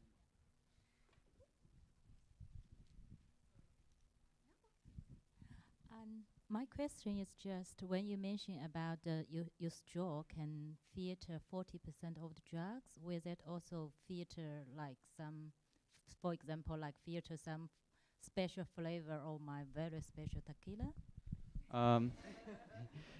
Yeah, so we, the filtration unit we used was activated carbon. That is a real possibility due to the fact that activated carbon has a lot of favorable reactions with all organic compounds, well, most organic compounds. And so this had happened with some of the ethanol trials we used. So we actually had to modify our sample and change the pH to prevent or decrease the amount of ethanol that was binding to the activated carbon. But with a more specific protein, we would hope that they would not have favorable reactions with the organic molecules you do want, such as sugars, alcohol, etc. And I actually did test the activated carbon on Coca-Cola and iced tea. Or actually, no, it was actually just tea because there was no ice. But we can't drink things in the lab, so I was not able to taste test it. But as you can see, there is actually no color change. I don't know how much of an indicator you want to believe that is, but for the activated carbon, at least, we can't really see a change visually with some of the drinks that you might find in some, I don't know, alcoholic punch. But again, in the future, we would be using enzymes, which would be targeting specific drugs. Okay, great. Thank you.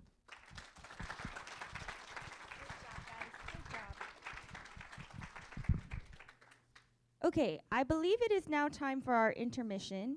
We are slightly behind schedule, but we're going to take a 15-minute biological break. 10-minute biological break. Bathroom, drinks, food, and we'll be back here at 12:10.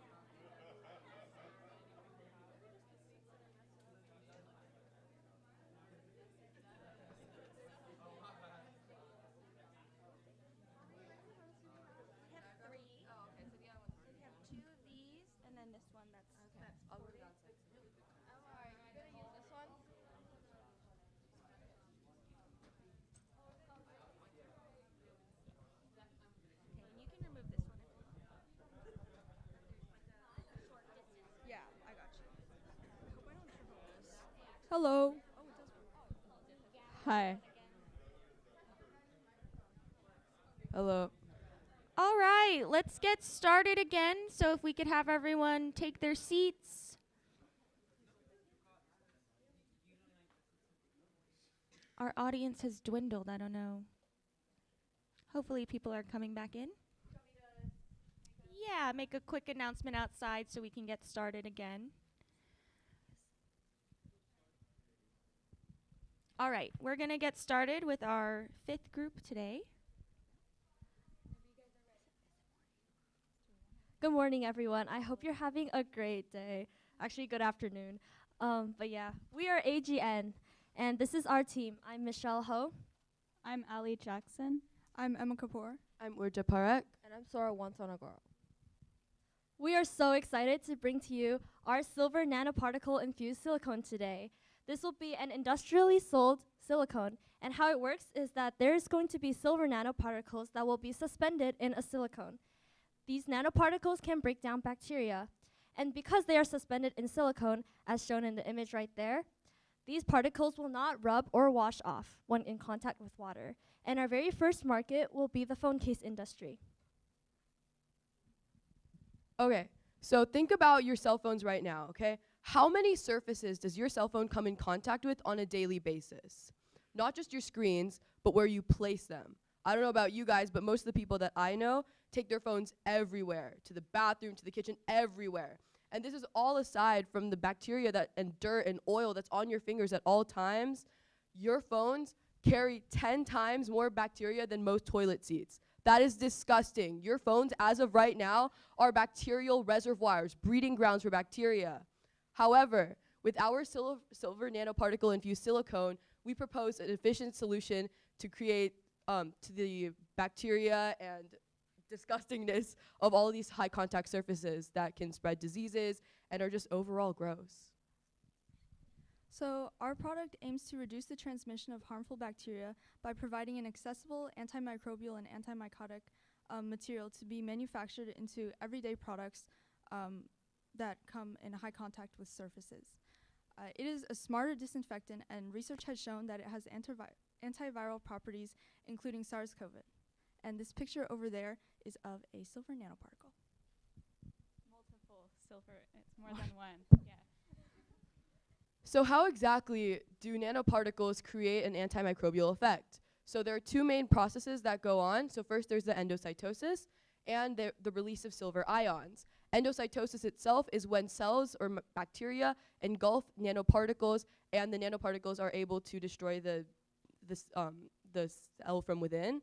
And by releasing silver ions, it decreases ATP production, and through the increased production of increased lipid production, peroxidation, it'll dissolve the cell membrane and destroy the organism from within. Okay, so for our validation experiment, we created 2 types of silicone, one with nanoparticles, which were synthesized from silver nitrate and sodium citrate, and one with just water mixed in.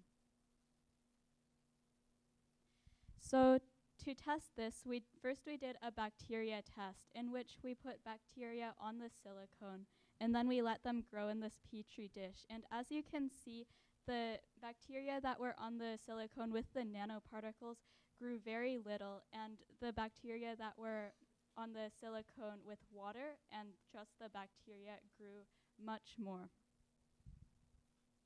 Our second test was with yeast, in which we measured the activity of the yeast using the manometer here. And this graph over here shows the activity of the yeast. The red dots show the regular with the yeast mixed with the regular silicone. So as you can see, there's much more activity than with the silver nanoparticles. And these 2 experiments show that the silicone has antimicrobial and antimycotic properties. So let's talk about our potential markets. First, we want to target the cell phone case industry, which has been increasing ever since with the increase of phone usage. And currently, the value is around $21 billion in that industry. Second, we also want to target the antimicrobial additives. Any company that buys our product to make their own will be automatically under this section. And this certain additives, they have been growing since 2020, and right now the current value of this industry is at $4 billion. We plan to sell our silicone to these companies at around $4.99 per pound. Okay, so we made a graph comparing our silver nanoparticle silicone with other solutions that have been on the market for high contact surfaces. So antibacterial solutions like Windex that you're probably familiar with, silver nanoparticle sprays and solutions, copper and silver surfaces that are usually used in healthcare environments, and silver nanoparticle plastic. You can see that on the variables of cost, the durability of the material, whether or not it is a permanent solution, and the prevention of antibiotic resistant species, our silicone is able to check all of the boxes. Like Michelle mentioned, we aim to target the cell phone case industry first, but our technology offers many, many potential products. Other than cell phone cases, of course, there are silicone computer cases and earbud cases, but in terms of general use, we also aim to implement our nanotechnology into dog toys and kids' toys, both of which are often on the floor just collecting bacteria. Additionally, silicone sponges for washing dishes and silicone makeup tools with our antimicrobial technology will make your everyday life even cleaner. In the future, we aim to target the medical industry and put our technology into hearing aids, scar treatment therapy, and even cast bandages. Okay, let's talk our general timeline. So in the first year, we're going to begin researching and developing our product. We will also start building connections and industry partnerships with manufacturers for the markets we plan to target. In year 2, we're going to continue contacting our manufacturers and begin preparing supply contracts when we start production of our material. We will also begin a pilot launch of our material and a case study of the antibacterial properties of our silicone using phone cases. Finally, in year 3, we will file for a utility patent on our silicone as well as trademark our brand name and logo. We will also hire a CEO to manage our affairs when we begin production in late year 3. We will start making revenue beginning the end of year 3 and in year 4 onwards. This is our financial timeline. In year 1, we will require about $800,000. In year 2, we're going to require about $1.2 million. And in year 3, we're going to require about $2 million. This adds up to about $4 million that we are asking for in terms to support our 3-year timeline in our company. This is our financial model that shows the breakdown of the costs for each year. This is our citations, and thank you for listening.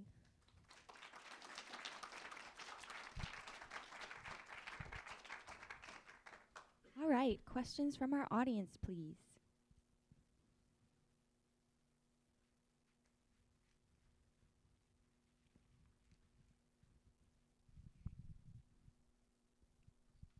From my understanding of how silver nanoparticles work, they turn into silver ions, which kill the bacteria. But I'm wondering if, given an amount of time, will all of the silver nanoparticles be turned into silver ions, and will the phone case lose its antibacterial efficiency?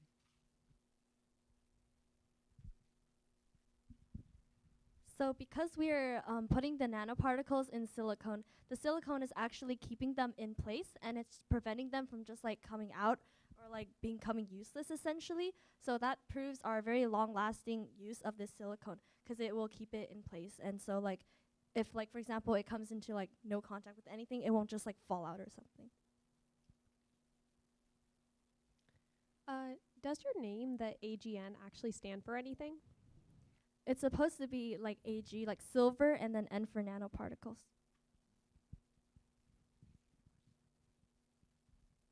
Hi, thank you so much for the presentation. I don't have a question, but I want to have some suggestion. Have you think about to apply on cleaning gloves? When I'm using the cleaning glove, always inside is so stinky, and then I have to really inside out.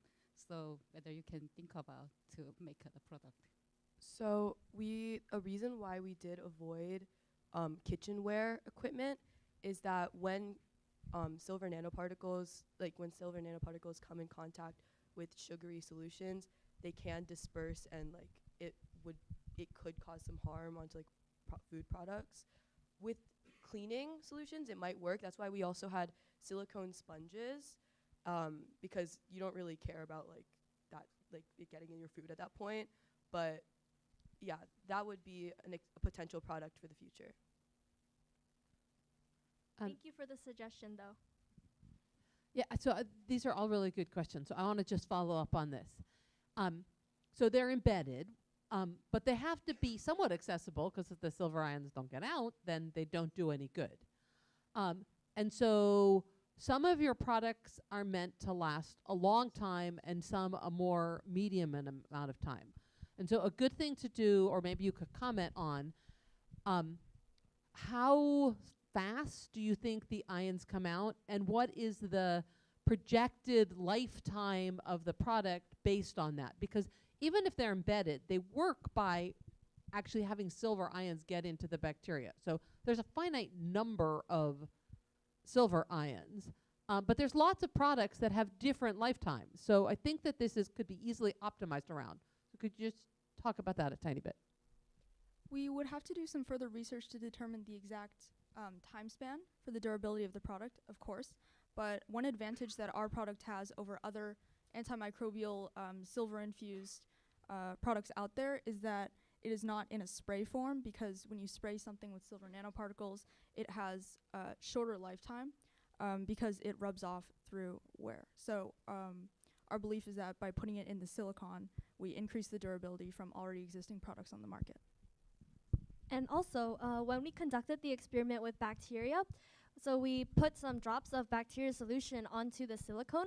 We waited around 5 or so minutes, and then that's when we actually transferred the bacteria solution onto the petri dish for it to grow. And so because it didn't grow, I can make a conclusion, a hypothesis, that it takes around a few minutes, 5 minutes, for the nanoparticles to actually kill the bacteria. Also, you're not going to be keeping your silicone products forever. So even if the silver nanoparticles do wear off, it should last about as long as your product. That's the hope. That was the comment. So the phone case and a pair of gloves, both are not disposable, but a phone case is 2 years, and the glove is maybe 3 months. And so there's definitely some product optimization in terms of which of those you're aiming for. For sure. We could also try adjusting the concentration of silver nanoparticles in our silicon to match the time span of these products. We also have some samples, if Ali wants to go pass them around and you can feel. They are bright red, but we aim to customize them to whatever color you want in the future. Yeah, I have a question. I think it's a great idea. I love it. A prior presentation too. So I think I see the $4.99 per pound. Is that your product selling price or what it is? Okay, so our product is an industrial selling product, so we sell to manufacturers. So yeah, we will be selling to manufacturers for $4.99 a pound. Yeah, so essentially that price is for us to sell to companies. We're not selling directly to the consumer, because we're selling our silicone to companies that can make the product for the consumer. And it's up to those companies to decide what to charge, hopefully not too much. Then I come to my next question. What's your product? Yeah, our product is just the silicone itself, the material. And so it's the design of that. And so we're selling that silicone material to the companies. So you're talking about the phone cases, the market of the phone cases. So you have nothing to do with the phone cases. You provide the material. Yeah. For the So. people will. Okay. Yeah. So to sell the product, we were going to decide on an initial market to sell to. So we would go to the phone case company and say, hey, do you want to buy this product from us? And then they would buy it and make the phone cases. So great presentation. I really like it. But I do have a question on this. So as the research, what's it called? The silver nanoparticle growth on the silicon is a very mature technology, which already applies on the no matter farm agriculture or food industry already. So you also mentioned like the phone case market is a huge market, which like billions dollar in the global. Why this like mature technology haven't applied to like phone markets? Like it's already like self-cleaning like case, so good, but why no one is using it? I'm just pretty confused. Did you ever like research about this Okay, it's true that it's a relatively untapped market. There are some antibacterial cases out there, but none of them are using our unique silver nanoparticle solution, nanoparticle silicone, which is able to be like, get rid of antibiotic-resistant species. We haven't seen many commercial applications for the silicone yet. I've seen some. Yeah, there are some more like agricultural applications, but in terms of commercial use, there hasn't been. So what she means is like there have been things like seals, like the sprays or something, but there hasn't actually been any product using the silicone to like develop a product we use every day. I feel like so. Some of the products also use silver ions, which aren't as effective as the nanoparticles. Okay, effective. However, it's $5 per pound. I can buy a tons of plastic with couple cents. Or how you convince those like the market to use your nanoparticle? Just self-cleaning, but I mean, is it that effective that need to cost like $5 per pound? Okay, silicone itself is pretty expensive relative to plastic. Plastic is obviously the cheaper alternative, but silicone has different purposes for more durable necessities. So silicone itself is in nature more durable and and flexible. Yeah, to add on to that, I think we took in mind that silicone is already used in some phone cases. So if we're talking about phone case companies like, I think it was Spec, Casetify, Otterbox, they're already using silicone. So to add our antimicrobial in the silicone, I mean, it's not, anything that they it's not a material that they have not worked with before. To expand on that, a lot of phone cases already use silicone, so we already know that silicone is already like a very popular material for phone cases. So if we can market our silicone as just adding another feature to phone cases to make them more as advertisement for another reason why you might want to buy their specific phone case, we think we could replace normal silicone with our antimicrobial silicone in for some manufacturers and companies.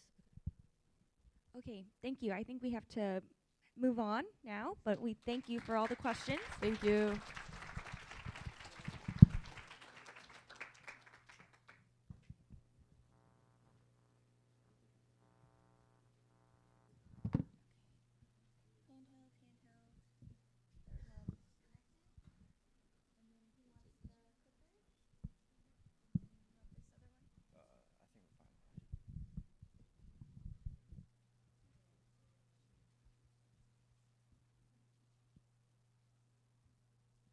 Hello, I am Oceana Poulios. I'm Andrew Ma. I'm Joey Zoe. I'm John Paul Cardenas. I'm Nick Nakod. Angela Peg. And we are Aqua Repel, a metalwork startup hoping to improve the inefficiencies of the cargo shipping industry with our nanotechnology. So cargo ships have many difficulties and problems, and cargo ships consume mass amounts of fuel, which contribute to 18% of air pollutants, which is a big problem. And over 90% of the industrial trade is by sea, or international trade is by sea. So it's very important for the cargo, the time for the cargo ship to reach dock to dock is very important, and it takes 35 to 40 days for cargo ships to travel from China to the US, and prolonged contact with seawater can lead to rusting, especially in the hull of a ship. And for those who don't know what a hull is the bottom part of a ship that is exposed to water. Our product is a super hydrophobic steel material, meaning it repels water. We will sell it to the manufacturers of cargo ships. And because it's super hydrophobic, it'll reduce water drag by up to 12.7%. This means that there will be faster shipping times, less fuel usage, and ships will stay viable longer. Our product is a new solution for shipbuilding companies as it presents less work than the other options out on the market, as since the steel is already coated in the hydrophobic material, the shipping companies no longer have to manually coat the steel themselves with tedious processes such as a spray. And our solution is also cheaper for the companies as it requires less labor and training for the workers. So for our proof of concept experiment, we tested steel surfaces, which is what hulls of cargo ships are made of. On the left side is normal steel, which is what cargo ships use now. And on the right is our super hydrophobic steel. As you can see, the contact angle of the left normal steel is 65 degrees, whereas ours is 150 degrees. This means that our steel, it repels water much more than normal steel. So wettability is the degree to which a liquid droplet will spread out over a surface. So we're soaking our steel in silver nitrate and then coating it in PDMS, which is super hydrophobic and has low wettability, which means it has a high contact angle when you place water on it. This is because PDMS is non-polar and will repel the polar water molecules. Furthermore, the nanostructure of the surface will exaggerate the hydrophobic properties, as the water will want to avoid as much of the surface as possible and will beat up on the surface as shown in the diagram. For our competitor, there is a real product name called Hydrosillic Marine Ceramic Spray. Hydrosillic spray is marine coating for boat and watercraft. It chemically bonds with both surface and creating a barrier that enhances performance and resistance. To compare this to product, this spray needs to spray rub twice, so it needs human work and time to cover whole boat surface. Also, due to contact with harsh marine environment, this spray coating may be damaged and hard to protect surface. But the metal is hydrophobic, so it doesn't damage easily. As hydrosillic spray lasts for 6 months, a customer need to pay every 6 months to cover whole surface, so more costs take as time goes. But hydrophobic metal can maintain hydrophobic for a long term of time, which is 1 to 2 years. Therefore, our product is better than hydrophobic spray. In the future, we can make life-saving material. Every ship needs a life-saving material such as a life jacket, lifeboat, and life-saving rope and rescue tube. If this material be hydrophobic, it can function well even in wet conditions, faster to dry, and increase safety and comfort.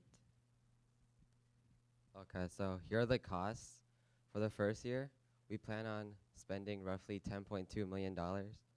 And a lot of this money will be spent on the actual production of our super hydrophobic steel because we plan on mass producing a lot of it.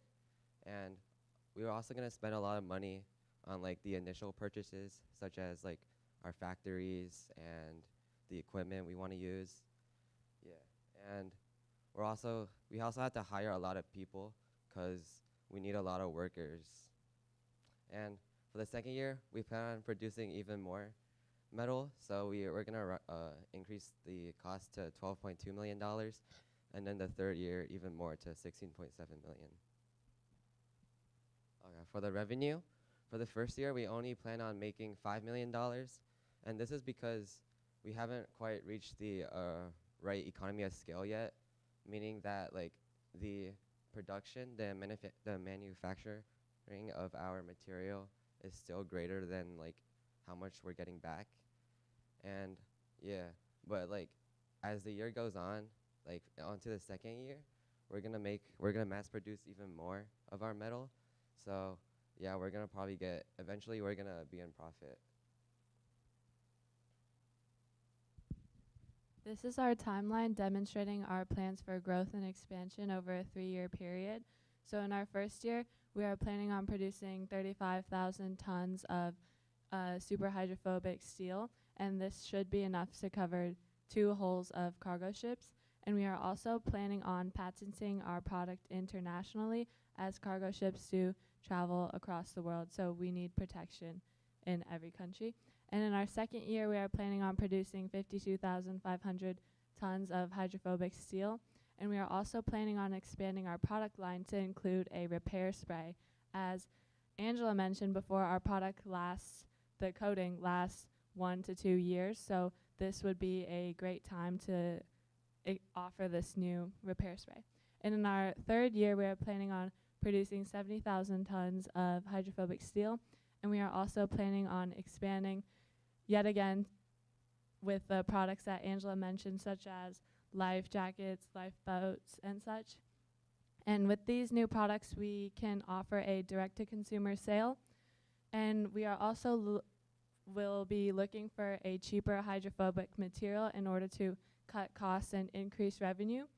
And we are also planning on moving into a new market at this time by offering our products to organizations such as the Marine or the Navy, as their organizations could greatly benefit from faster hydrophobic ships.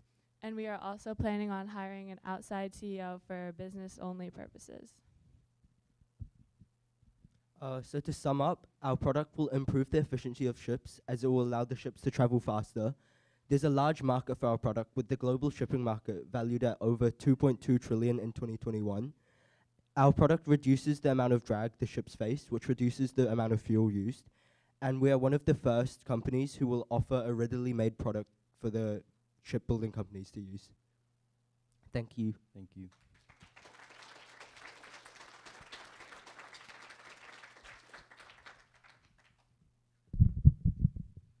Okay, I'm going to start with the technical questions.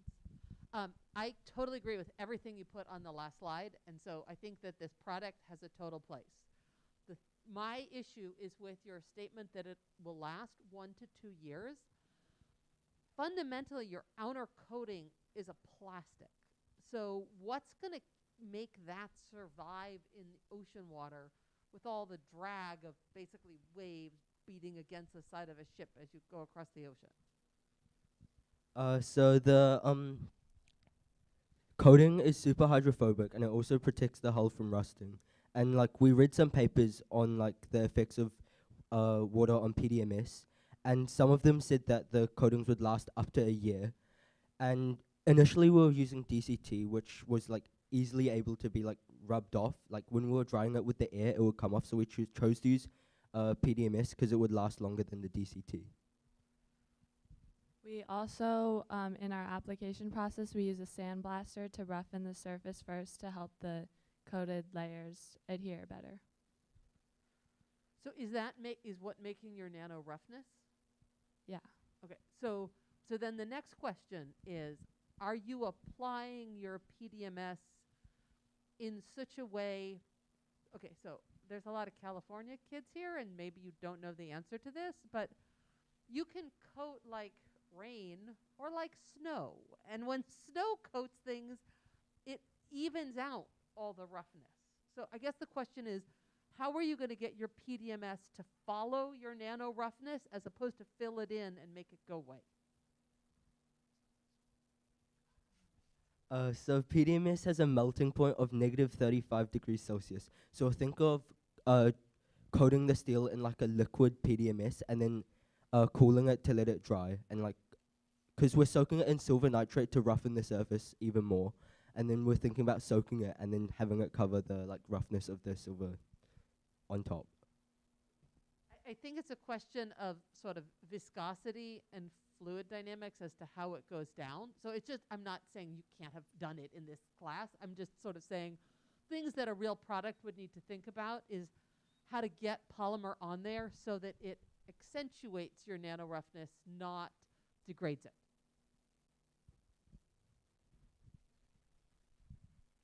I guess one question I have is sort of thinking about differentiating customer and consumer.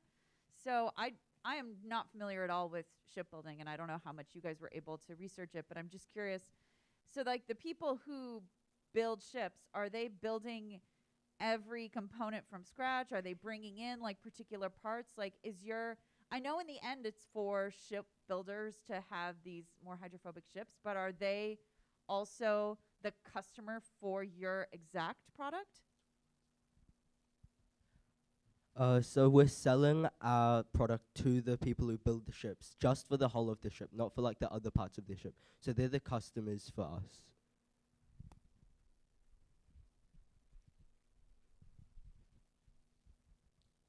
Could your product make speedboats go faster? Yeah. So we're looking at expanding to like recreational applications in like our 3rd year.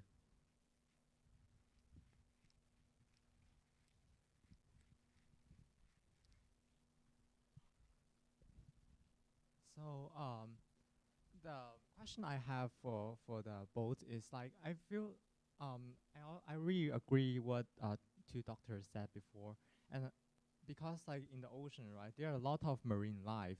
One of most famous example is the shellfish.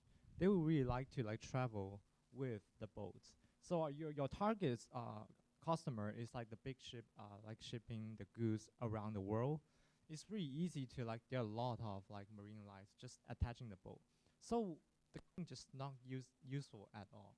And just for like a small recommendation, I feel this technology is better to apply on the racing boat or like the smaller one that just you can clean or just like just it's easier to apply.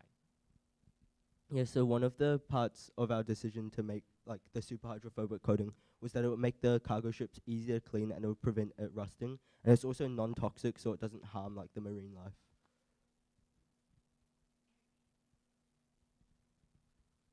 Yeah, I really like your business idea, but I'm just confused on how your business model works. So for the timeline, you guys you'll produce like thousands of tons of steel, but for your technology, you're just coating the steel with PDMS. So I'm wondering what the tons of steel that you're producing actually are. The PDMS is the thing that we apply to the metal. Wait, so are you guys selling the steel to the? Yeah, we're selling the steel with the PDMS. Yeah, steel coated PDMS or Okay. PDMS coated steel.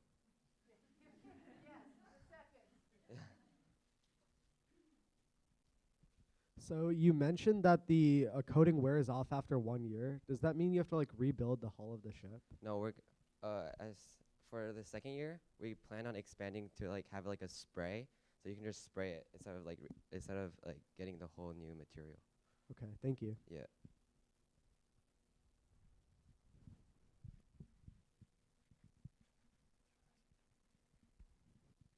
Is there any plan to apply on the bottom of the boat for when it wears off?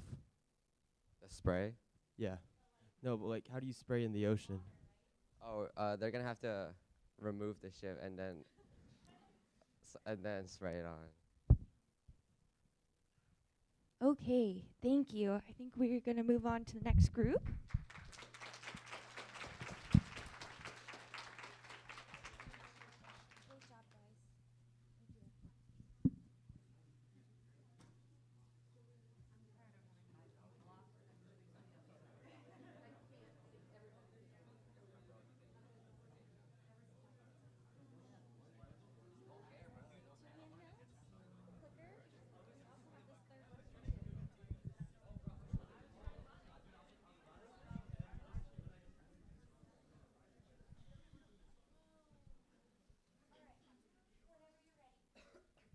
Hello everyone, we are Emma.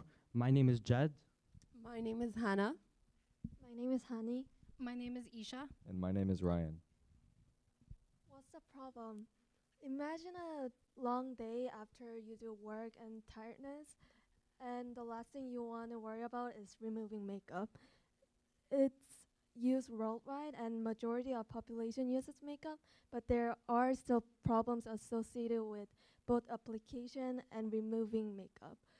And also, not only it takes long to remove makeup for about 15 to 20 minutes per day, but also it causes like skin damage, like inflammation and irritation. So what is our product? So foundation is a makeup product that's used worldwide by more than or by roughly half of the population. However, there are some complications with both the application and removal of it. That's why we're incorporating ferrofluids into our foundation to give it magnetic properties to make it easier and quicker to remove by the simple use of an electromagnet.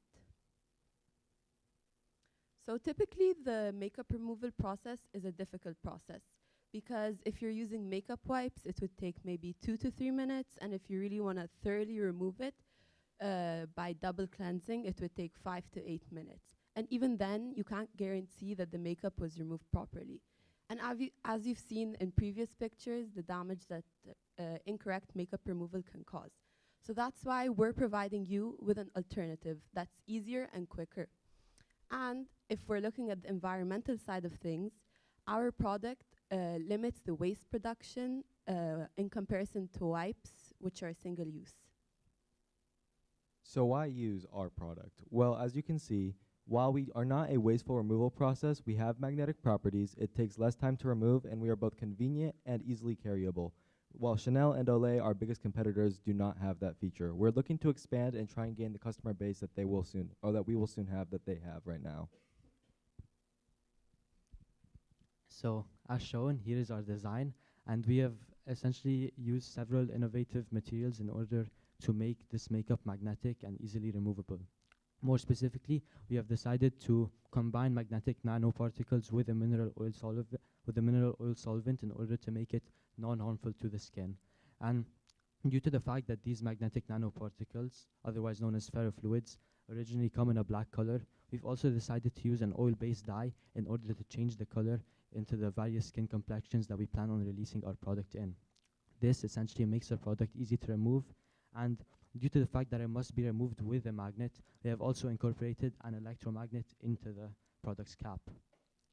As shown by this phenomenal ad, we do plan on incorporating several different skin complexions in order to release our product so that it can reach a larger variety of people.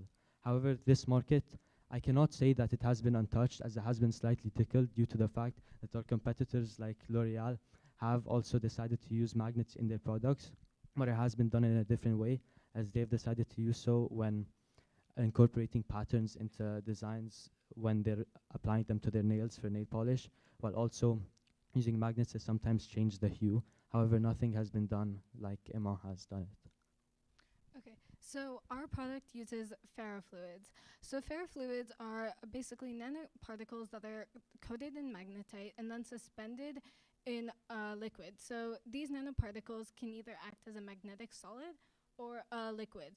And so in the picture displayed on the screen, you can see the ferrofluid moving towards the magnet. This demonstrates how our makeup can be easily removed with a magnet.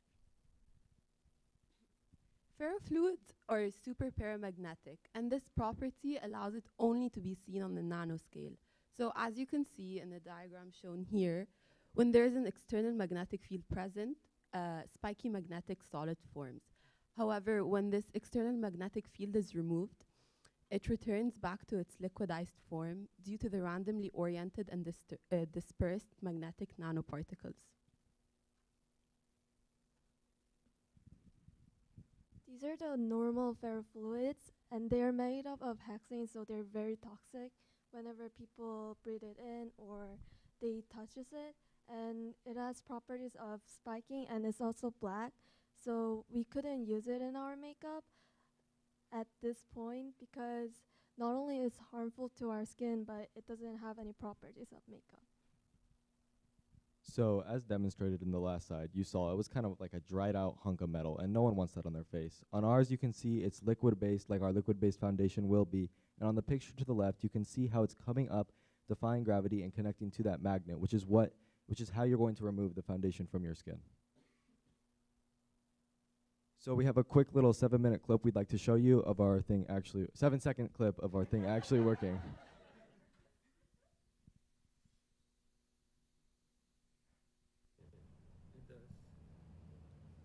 So you can see how it's getting attracted to the magnet, and that right there is a great concentration of ferrofluid. There won't be that much in our makeup, which is why not all of it was removed. So market analysis-wise, so $1.5 billion goes into the U.S. liquid makeup market, and over $272 billion goes into cosmetics in the U.S., which is an absolute insane amount. So we're going to look just to take a little bit of that market, and by the end of 3 years, we'd like to have 0.5% of this market, and we're going to look to grow into eyeshadow, contour, and blush, and other products related to it. So for our timeline, in year 1, we kind of just are going to be funded by loans, and we're not going to be looking to produce a profit in year 1. We're going to be looking to develop our material and our product and make sure it's the best that it can be. In year 2, we're going to be funded by people close to the product. Hopefully, at this point, we will be already finishing up with our incubator. We're going to be based in Texas, looking at Austin technological incubators. We'll be producing about 5,000 units, and this is where our net profit will begin. In year 3, we're going to be having investors, and this year, we're looking really for big investors promoting on social media and content creators on platforms like Instagram and TikTok. We're looking for about 50,000 units, and our estimated profit right here is about 4.7 million. In year 4, we're going to be releasing other products such as eyeshadow, blush, contour, and producing about 250,000 units. And then finally, in year 5, we want to have a stabilized company with about 1 million units to 2 million units, and we want to have a big customer database on par with Chanel and Olay. And just like what Ryan was just saying, we plan on growing and succeeding in various different ways. One of them is that we want to promote our product on social media using content creators with major followings that are primarily directed towards makeup content and the likes of that. And we also plan on doing this, as stated here, not only through content creators, but through different pop-up ads that we can put on websites, just like other companies have done and that you've seen regularly, unless you have an ad blocker. We also plan on offering a monthly subscription towards our consumers that allow them to be able to purchase cheaper foundation or magnet renewals. For example, if the electromagnet ends up running out of charge, you would eventually have to replace it. However, this is unlikely to happen unless you do use a lot of foundation in the regular day-to-day basis. We also plan on offering a referral program towards our consumers with rewards. For example, if you ended up purchasing one of our products and you were to send your friend a referral code with the link towards that product and they did purchase it, you would be entitled to discounts on any upcoming purchases that you plan on making. And finally, the most important strategy we have is that we plan on doing a market analysis on our competitors in order to target their weaknesses. Here are our references, and thank you all.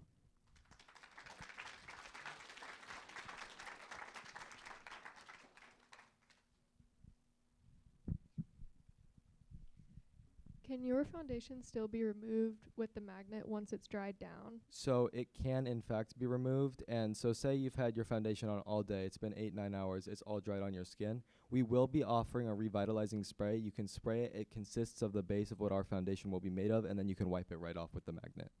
What is the base? The base is oleic acid and mineral oil. Okay, thank you.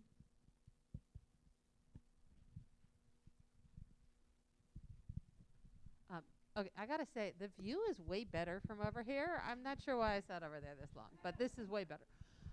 Okay, so one big problem I see is that the ferrofluids are very dark, and there's a lot of skin tones, but they vary from dark to light. So what are you gonna do to make a light color? So I'm just quickly skipping back to the slide. So as you can see, we have experimented with colors. However, for this one, we have used a more red-based paint in order to blend the black into a more skin-matching, essentially, color. And we also plan on doing so using much lighter colors in order to reach lighter skin complexions. So what did you blend there? So here we, as stated previously, we decided to use a mineral oil solvent in order to make it non-toxic to the skin. And pair with this, we have used an oil-based dye so that it does strongly connect to the ferrofluids instead of making them black. So in the solution you just looked at, it was an oil-based paint because that's all we were allowed. That's what they gave us, and we were given 3 colors, so we didn't have too much to work with, unfortunately. What were the colors? We had a red, viridian, and white. Yeah, I think there's a bunch of things that are non-toxic that are very white, like everybody's used this. I call it geek sunscreen that when your parents are afraid of chemicals, and the thing says non-chemical sunscreen, except that they're all chemicals. We're chemical. Okay. But those compounds that make the sunscreen white can also make something like this much later. So here's another question for you, a random silly one, but it would be a huge problem. You said you're going to put the magnet in the cap. That's great. So you have a strong permanent magnet. Those magnets, to actually pull these off, those magnets are quite strong. You played with them. How are you going to keep your display from collapsing on itself as all of the caps start attract? That's not what they were using here. It is. So as what Dima said, this is our a model of the electromagnet and how it will be placed inside our cap. So we plan on incorporating coils that go within the hollow surface of our cap, with the battery being at the top. However, these coils will not be able to connect or touch the battery without initially twisting this part of the cap, as shown with this arrow. And once it twists and is locked in, the electromagnet will then be turned on. However, we decided to incorporate this because many people do put their makeup in the same purse as, for example, their wallets and phones and etc. And if the magnet was always on, your wallet would be wiped. The makeup would probably mess up your entire bag and much worse. Yeah. Can you get to high enough magnetic field with an electromagnet like that? With an electromagnet like this, I don't have the confirmation as to the extent of which it can ruin your personal belongings, but we do know that it can potentially wipe your credit card if it is turned on, if you do leave it turned on. However, this will of course be extremely noticeable, as if it's still turned on, there will still be the magnetic ferrofluids attached to the cap of the makeup. However, once turned on, you will see them fall. Yeah, no, my question is, can you create a high enough magnetic field? The little permanent magnet you were using are actually extremely high magnetic fields. So that's something we're currently researching right now, and once we get it done with, we'll get back to you on that.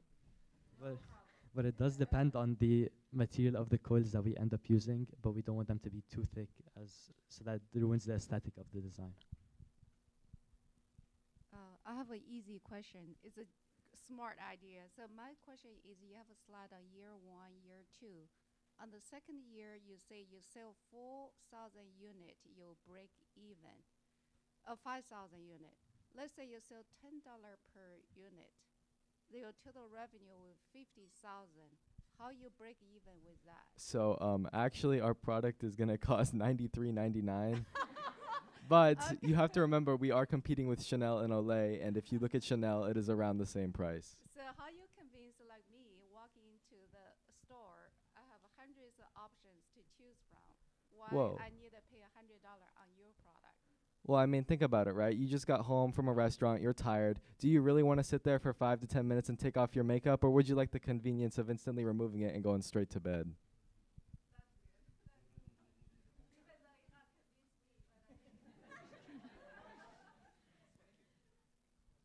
How's the makeup able to ignore magnetic fields in everyday life?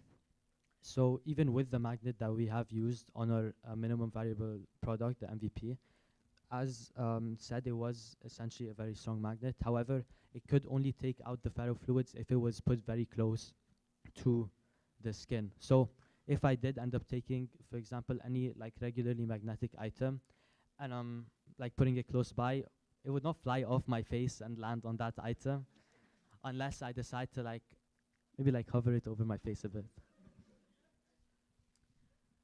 So my question is going a little bit deeper into your competition. So one other type of magnetic makeup that actually does exist is magnetic lashes, where the liner, also is made out of a magnetic material, and then they kind of snap on. Do you consider those companies your competition in any way, in the sense that it's also technically magnetic makeup? So we don't actually consider those our competition because one, they do not use ferrofluids, and two, they've only maintained to the eyelashes. They haven't expanded at all. There's been no research development from them. So right now, I would not consider them competition. What I can say is that, as you said about our competitors such as L'Oreal and etc., some have tried to incorporate magnets into their products. However, they have only been used to change the hue of the product itself. So for example, if you wanted to go from your product having like a light complexion to a much darker one, that could be controlled with theirs. And you could also add like magnets to the nail polish. So if you were to put like a magnetic star shape, it would change patterns. But otherwise, with things such as like eyelashes, as you'd have to first manually put the magnets onto your face, like Ryan said, we don't really consider them to be competition. Okay, great. I think we're going to move on now. Thank you.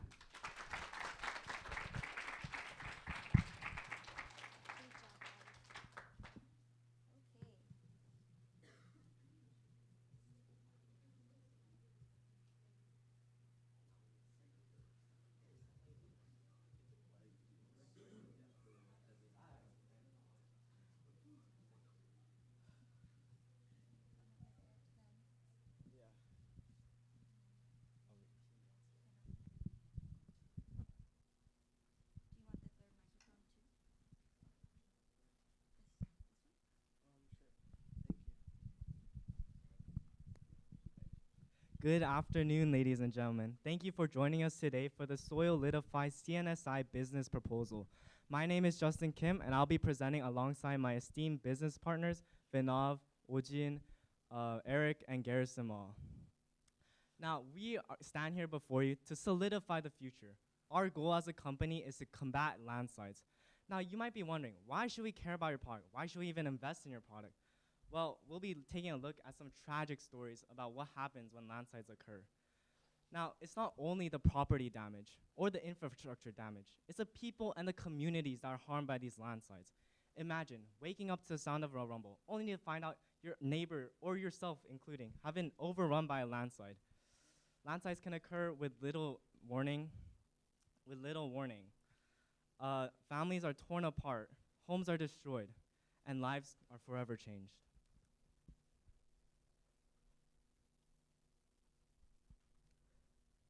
So, as Justin said, landslides are catastrophic. They have an incredible impact not only on our environment, but on our communities. And therefore, governments have spent billions of dollars trying to mitigate and prevent landslides, sometimes to no avail.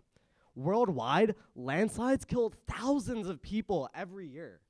And they displace millions more due to their damages on key infrastructure like homes, roads, and railways. Our product is an innovative solution to tackle this issue. So, in order to prevent the damages of landslides on infrastructure and the causation of fatalities, our approach to this problem revolves around the use of biopolymers to create a solidifying agent for soil.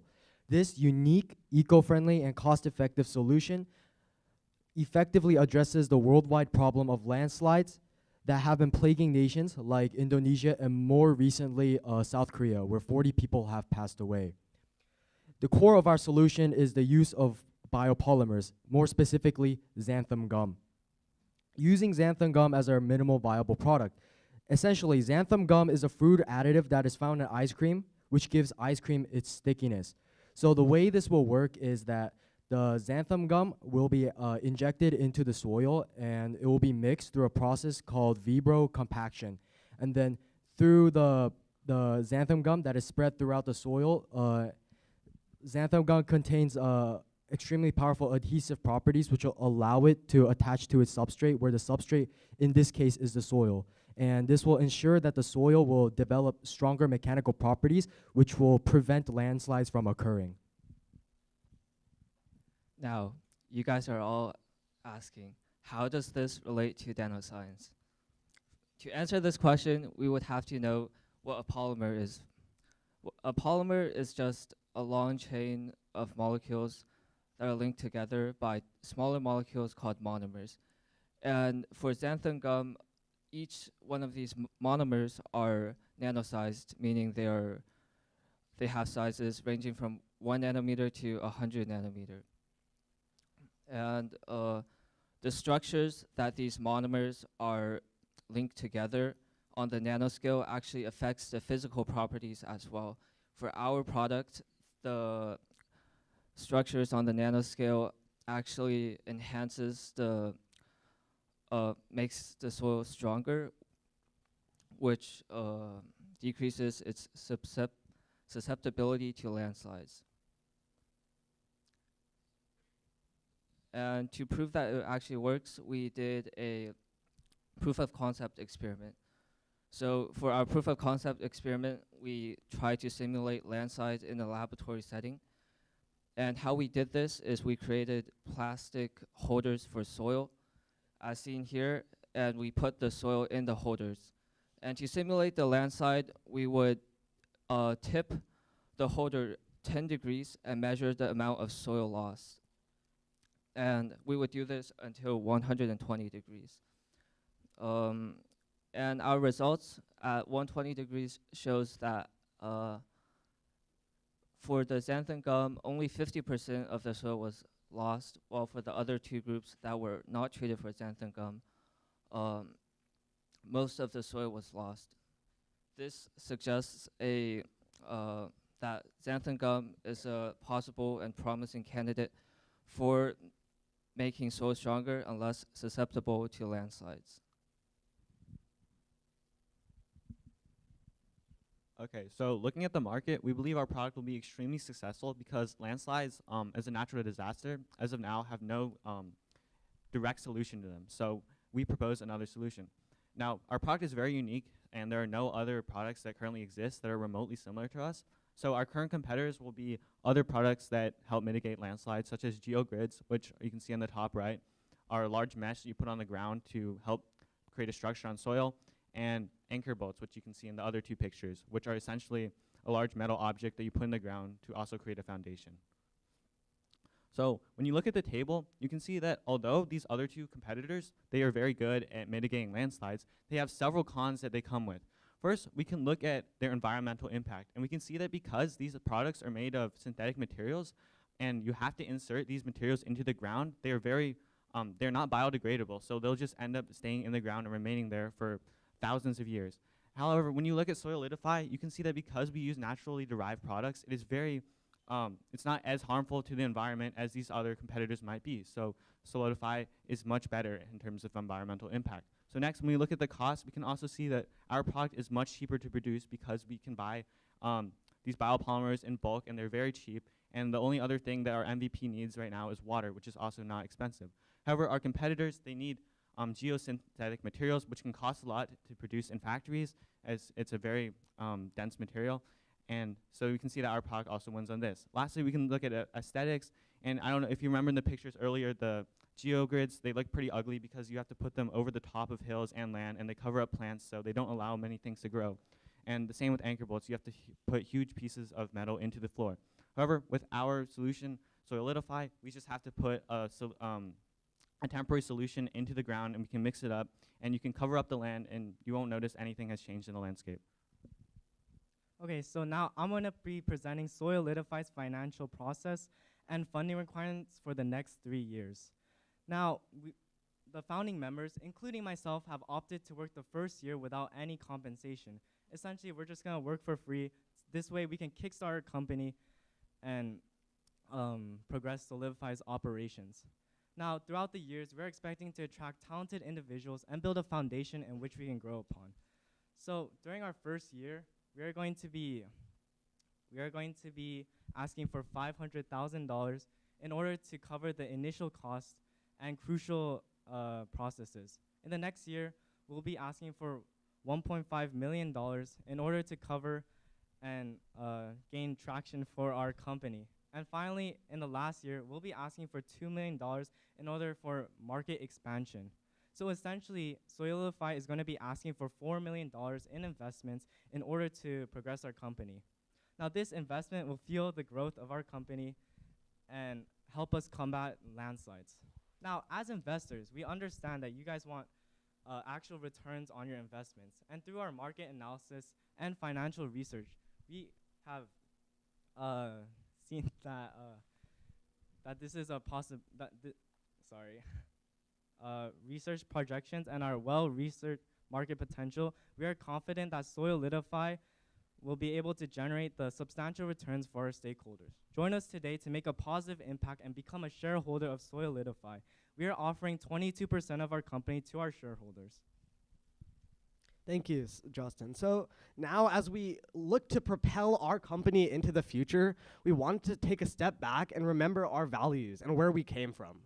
So our first tenet of our future plans is innovation, not only to improve upon our product, but to contribute to the scientific community and scientific research. Next, expansion, which will allow our company to grow with new avenues for growth. And it will allow us to see markets which we previously may have never imagined. And finally, but most importantly, community impact. Impact is the reason we're all here today. It's the reason that we founded this company, and it's our primary value when we consider the future. In innovation, we first want to research novel biopolymers, because our work is currently based on a Nature-published study which shows that biopolymers can increase the mechanical properties of soil. However, when we want to distinguish ourselves, we want to create a blend of natural and synthetic polymers in order to strengthen the soil. We also want to research new methods to infuse the biopolymers into the soil, because vibrocompaction is very expensive. When we want to expand, we want to move into the construction market to solidify the foundations and build where no one has ever built before. Imagine building homes with foundations on soil, not just on soil, but on sand. And we want to use our product to help farmers retain water. Finally, we want to introduce our product to international markets, because landslides aren't just an American problem. They're a problem for all of us as global citizens of this earth. Finally, we want everything to draw back to our impact. Firstly, preventing landslides, furthering scientific research, for which we promise not to have any trade secrets and patent everything so that scientists can look at our work and build upon it. And finally, protect the harvest of local farmers who may suffer from droughts. Then we'd like to thank our team. We'd like to say that our advisory board, like this is a sample pitch, it is a sample advisory board, and they're anyone who we took any information from or any tips from, indirectly or directly from their website. We have Ms. Sonia Luna, Senior Executive Director at the California Nanosystems Institute, Mr. Paul Walmsley, Financial Advisor at Morgan Stanley, and Dr. Srivastava, a professor at UCLA's Chemical Engineering Department, for whose website we consulted. Thank you.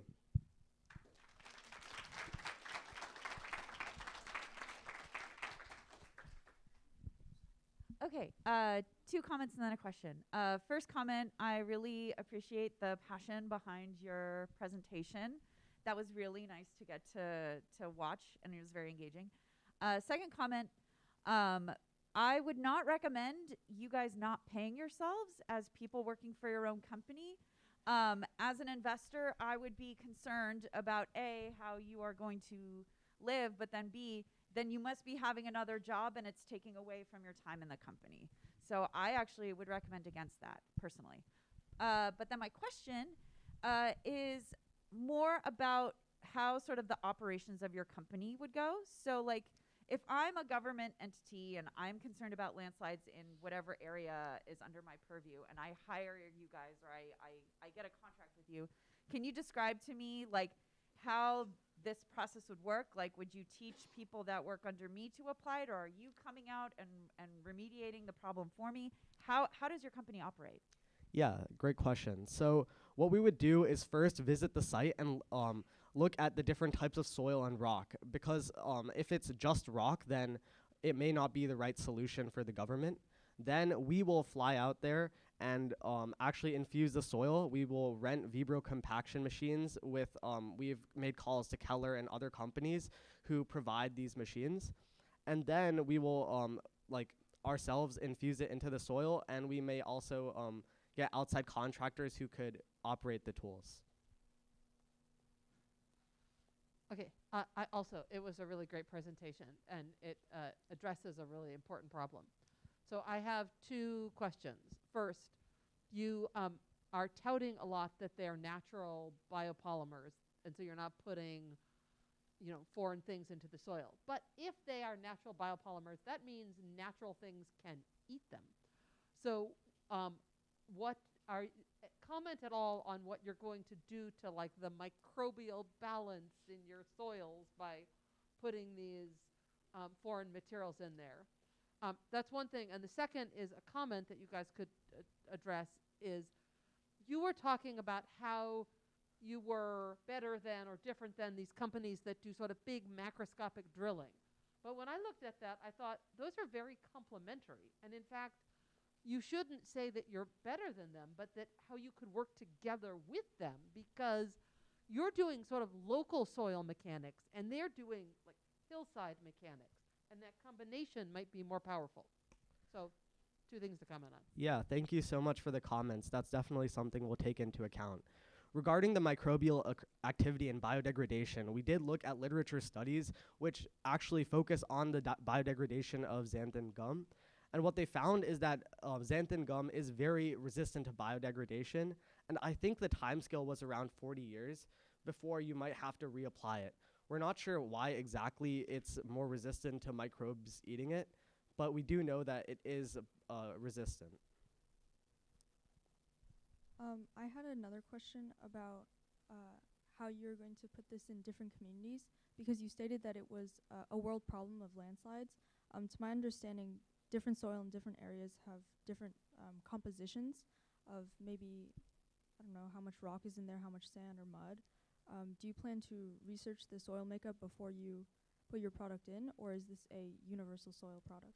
Yeah, this is a great question. So actually one of the major benefits of our method is that it works on coarse and fine soil. And so it theoretically should work on all types of soil around the world.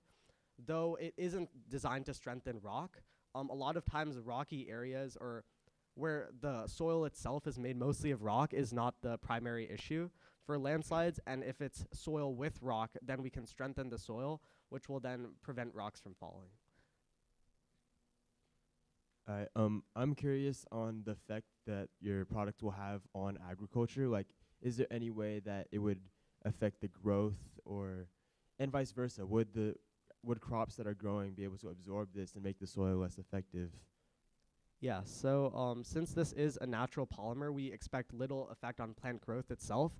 But what we have seen is that it improves water retention in soil. So if we infuse the biopolymers into the soil and then it rains, we can help mitigate the effects of drought, because the soil will retain the water for longer periods of time, maybe helping the soil growth. So I'm just curious about how temperature will affect this, as I know that, you said it would water retention is good. So, in very cold areas, then is this going to like freeze up the soil? Or if in seriously hot areas, will it like evaporate? Like, how will that affect the ground? Yeah, so we don't expect underground evaporation, but it is, like any other substance, susceptible to contraction and expansion during the summer and winter times. But we don't expect that it will significantly increase or decrease those natural cycles. Okay, so I have a question for potentially how you're gonna apply, execute your idea. So when you apply your ideas on hills that has really angles really close to 90 degrees, so the liquid is pretty much gonna so you're using gel or biopolymers, right? So the liquid is the bottom part of the liquid is gonna go down. It's really hard to go into the soil, right? If you go into the soil, it will also it will form the biopolymer like gel, or I don't know what's it called, but it will not be really deep into the soil. How are you gonna fix this kind of problem? Okay, so if I understand your question correctly, we have basically two ways of addressing that. First is that our infusion is powder, and then in the ground they can polymerize to form the gum.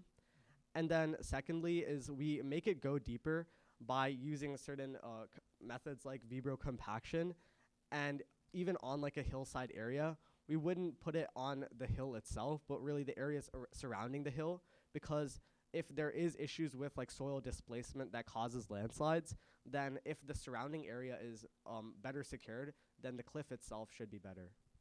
Thank you.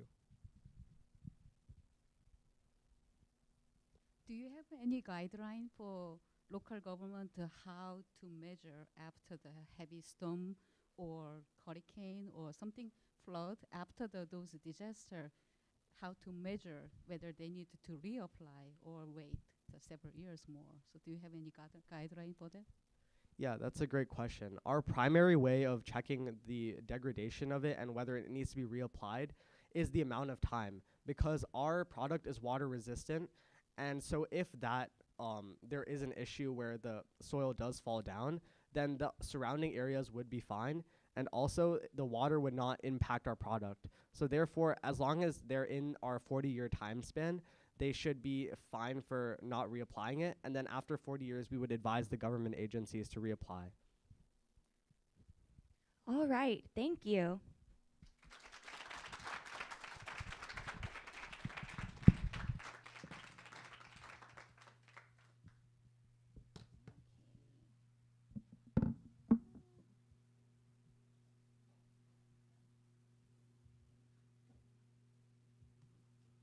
Okay. Okay, I just have some brief closing remarks, and then I'm going to turn it over to Professor Sarah Tolbert to give her closing remarks. But I just wanted to let you all know that we want to help you guys succeed. So please stay in touch with us. So we want to know what college or university are you going to? Are you going to pursue a PhD, an MD? Are you going to start a business? We'd love to help you guys out with any of that. We also have our Nanovation competition, which is essentially what you guys did here in 1 week, but you'll have many months to work on it and come up with an idea. And we also have other summer sessions courses that you could apply for. So our Nanovation competition, those open in December, January. Our summer session courses, they fill up really fast, so when the application opens in February is when you want to start applying. And we also will write letters of recommendation for you guys as well. So just reach out at the time and let us know what the letter is for, and we will help you out there as well. Another thing is a part of our learning objectives is self-reflection. So I just wanted you guys to take a moment and think about, what did you know about science and entrepreneurship before you started this course? And what have you learned over the last 2 weeks about science, about entrepreneurship, about working in a team, and about yourself, okay? And really take a moment and appreciate all that you've learned and all of the growing that you've done over the last 2 weeks. This was a really intensive 2-week program, and we are so proud of what you guys have produced here today. And you guys should also be very proud of yourself. We're really excited to see what you all will go on to do next. And yeah, I just wanted to leave you with some of our tips for life that we covered yesterday about living a healthy lifestyle. So exercise, nutrition, sleep, drinking water. Saw so many Celsius energy drinks over the last 2 weeks, and it was necessary to get the work done, but drink more water. Make time for meditation, self-reflection, taking breaks, to look away from screens, which we were also looking at a lot over the last 2 weeks, going outside and being in nature, and making sure we practice our gratitudes. And this, I just love Obi-Wan, so that's why he's there. Okay, Dr. Tolbert, did you have things you wanted to add? I just want to take a moment to say these were, I'm blinded. I got to find a place where I'm not standing right in front of it. Okay, these were a really amazing set of presentations. Yes, we had questions for all of you. No, they're not actually supposed to be product-ready products, but these were all really viable ideas, every one of them, and so I am incredibly proud of this group. I also just want to take a moment to, I mentioned this to the students when I started, but to the parents. I'm a founder of a small company. I did not know anything about companies or the intersection of technology and companies until I was, 45. So the fact that you are understanding that technology is not just the viable science technology. It is the intersection of the viable science technology and a market need. Something that somebody would care about and pay for, and something that could be manufactured at a price that people could pay for. There's a million great ideas out there that the world totally wants, except not for the amount of money that it actually costs to get them. And so realizing that those three components all work together, and only when they're all working together is it actually something that could be a product, is a learning milestone that it takes a lot of people way older than you guys to get to. And so I'm super impressed with the presentations, and also with the fact that I really feel like everyone has come to understand that interplay of finances, technology, and human need. So with that, I want to just take a moment. Shailene thanked a bunch of people, but I don't know that we thanked Shailene.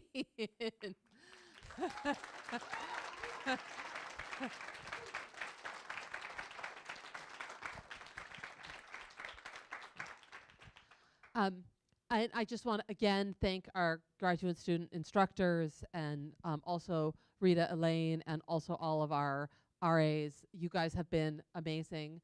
And I want to thank you guys for participating. Thank you for lending us your high school students. I know there's 27,000 things that everybody feels like they should be doing all summer long, and that taking 2 weeks is not a trivial thing. And I think that now we have an opportunity to just relax and celebrate with a reception outside. Yes, we will have a reception in the lobby outside. I'd also like to get a class photo in front of the CNSI little logo outside as well. So let's do that first as a group, and then we'll enjoy the reception. Thank you all for coming.